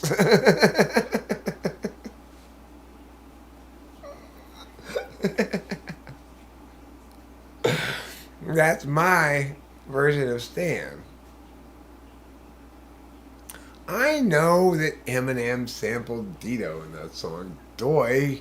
I wasn't singing Eminem, I was singing Dito. But then I went into Stan in the same way that one might go from she's a very sexy girl, the kind you don't take home to mother, into super freak, she's a perfect girl. Because, why? The latter samples the former. No doy, no duh, no double doy, no diggity diggity da da doy doy. Okay? So don't try to tell me things about stuff. That's the lesson here. I hope you've taken away from this. Hey, nobody be telling me things about stuff. Are we back to the topic of fiber? I am tired of this fiber propaganda campaign. Being all these lies being told. What makes you poop so much about fiber? Do we really believe it? Who believes it? I don't believe it yet. I'm not. I need to understand the why. Why would fiber make you poop more? Hey, Rain. Hey. No. You take that away. You take that away because I'm not conceding that point to YouTube anymore. Because they updated their policy. So no. Mm-mm. That's why I wasn't even on camera. In a hypothetical other stream, I wasn't even on camera when I imaginarily had a brief hug with my friend Dimitri. It's not a good reason for you to be putting words in your miggity when you should be putting smurs in your meow. Okay? We can all agree on that. I'm telling you stuff. Hey, I'm telling you stuff. If by BJ you mean Birthday Jolly, which is a Jolly Rancher for his birthday, you're correct. It is his birthday, and I did give him a Jolly Rancher because I do have a bag of them over there. I would eat them right now, but it's really not fun for you. For me to be eating a Jolly Rancher, I'm talking like that the whole time.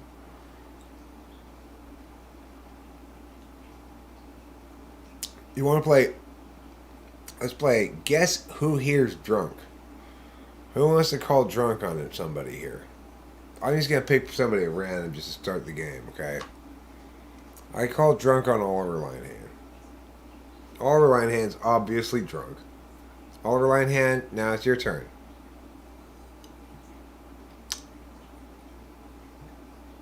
I gave him my baseball jacket. He needed it because it was cold out. We don't need no. What was that thing we don't need anymore again? Sexual intercourse. Scooby. That's Scooby. Good for you, men like God. Good for you. I am proud of you. You're really learning. You're learning the ways of the world around you. You're learning to wear the weight of the world warily and with wample washing. You were only drunk here one time. Best day of your life. Scooby and I. Look, at the end of the last stream, Scooby called me and said, "Can you not talk about our sex life on your stupid YouTube channel?" I mean, he said, "Run you rock of a route." Well, you know how he is, but I said I wouldn't talk about it anymore. So I guess I won't.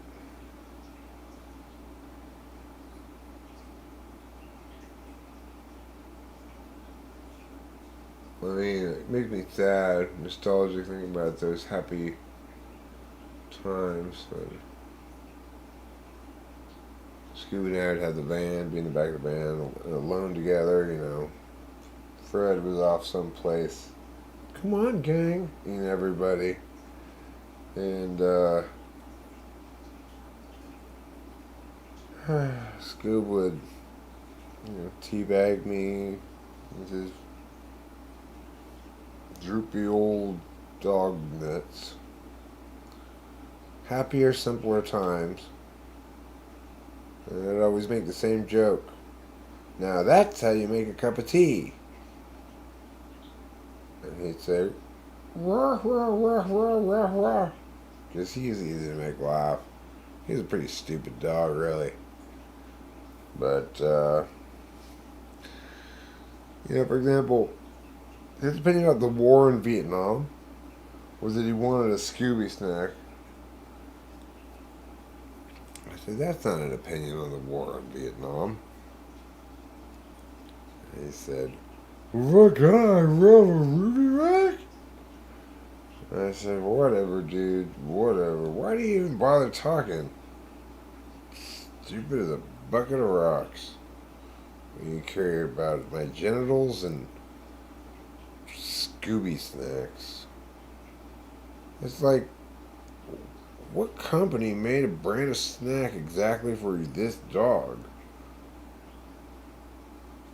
Did they ask for that? Did they say, "Dear dog food company, can you customize your dog food for my dog and make a snack just for my dog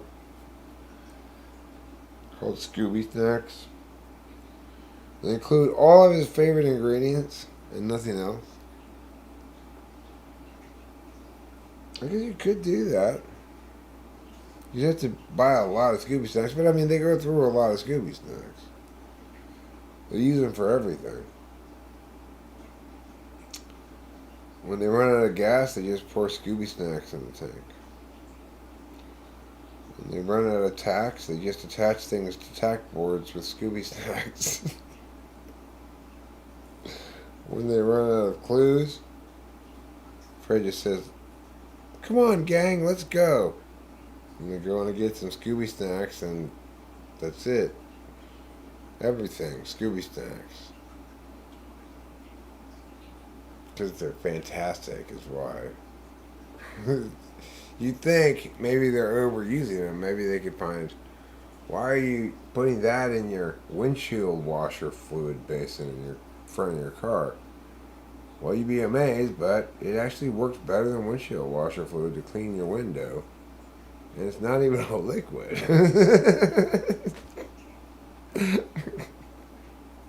Which makes it really impressive to do, obviously. But it's also as good as a food. It's good as a lube. It's good as a roof. One time we were all trapped out in the rain. It was Fred, Velma, Daphne, Scooby, me, Shaggy. Scrappy was there at the time as well. And we made our own Inuit igloo of sorts, but it was waterproof, entirely out of Scooby snacks. It was large enough to fit all of us in, plus park the van in. It was more of a garage than an igloo, really.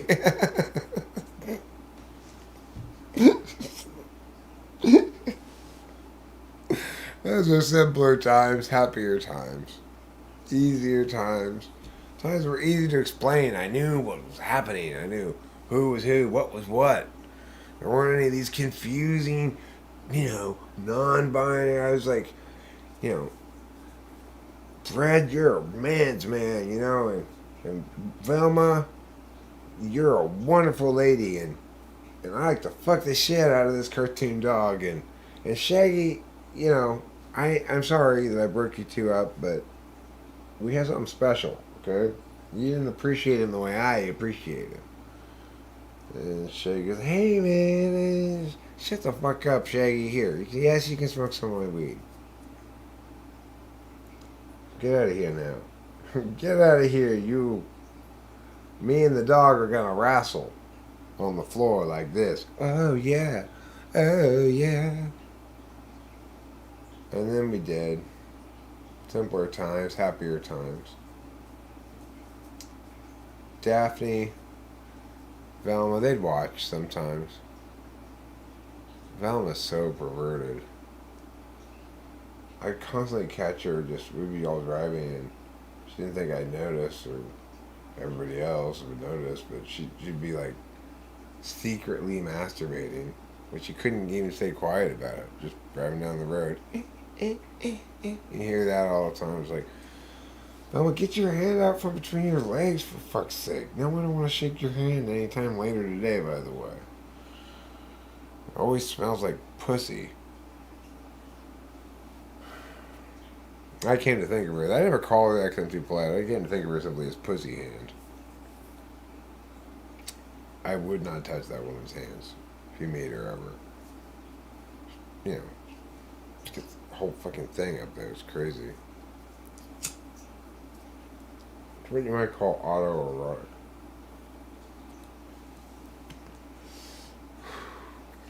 Sometimes she gets with a guy named Otto and she gets double autoerotic. And then sometimes she does that in an auto, in which case she gets triple autoerotic. That's maximally autoerotic.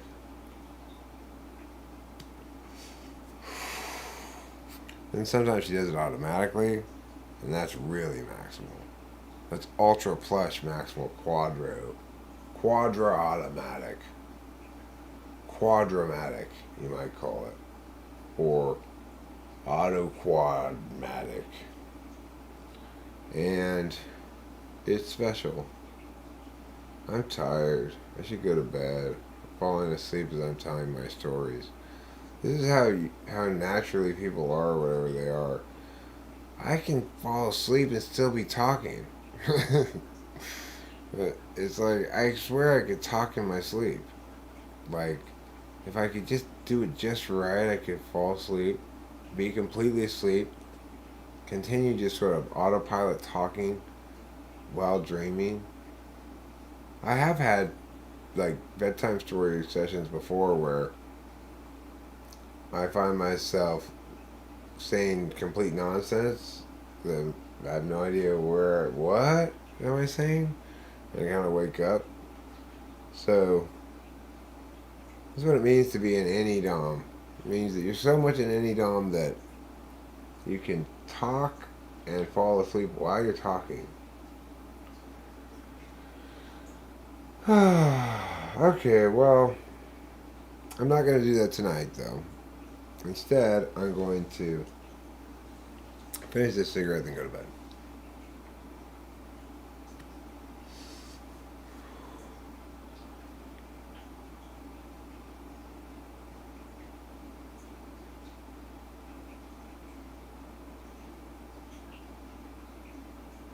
Okay, I'll fold them up tomorrow in the morning or something.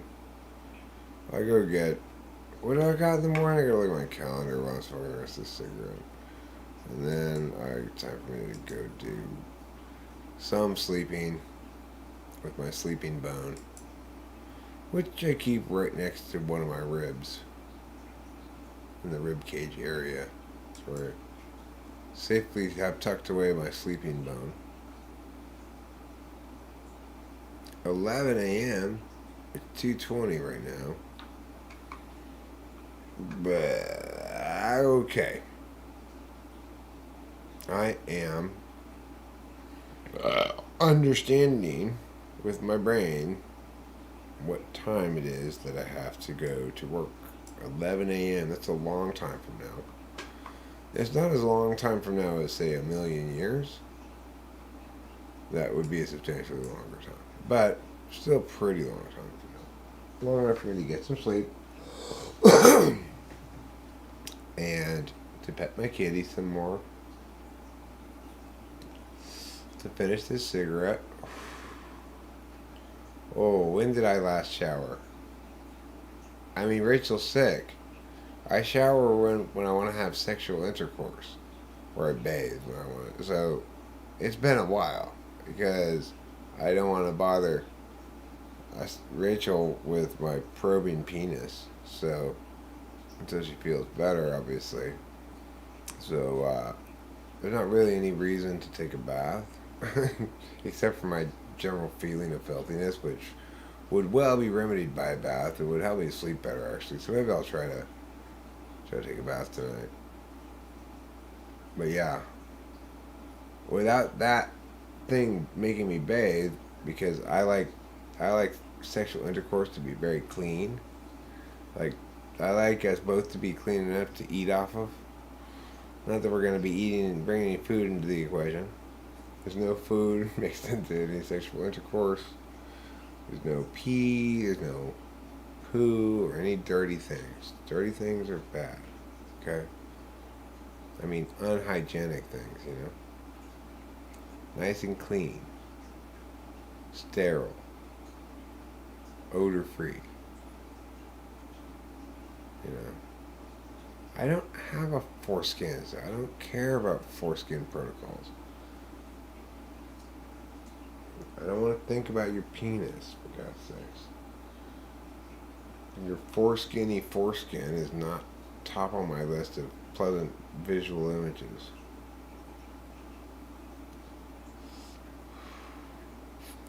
It's like, why doesn't anybody ever get to the afterskin? Everybody's so obsessed with this foreskin. But for all of its promise, there doesn't seem to be anything that comes after it.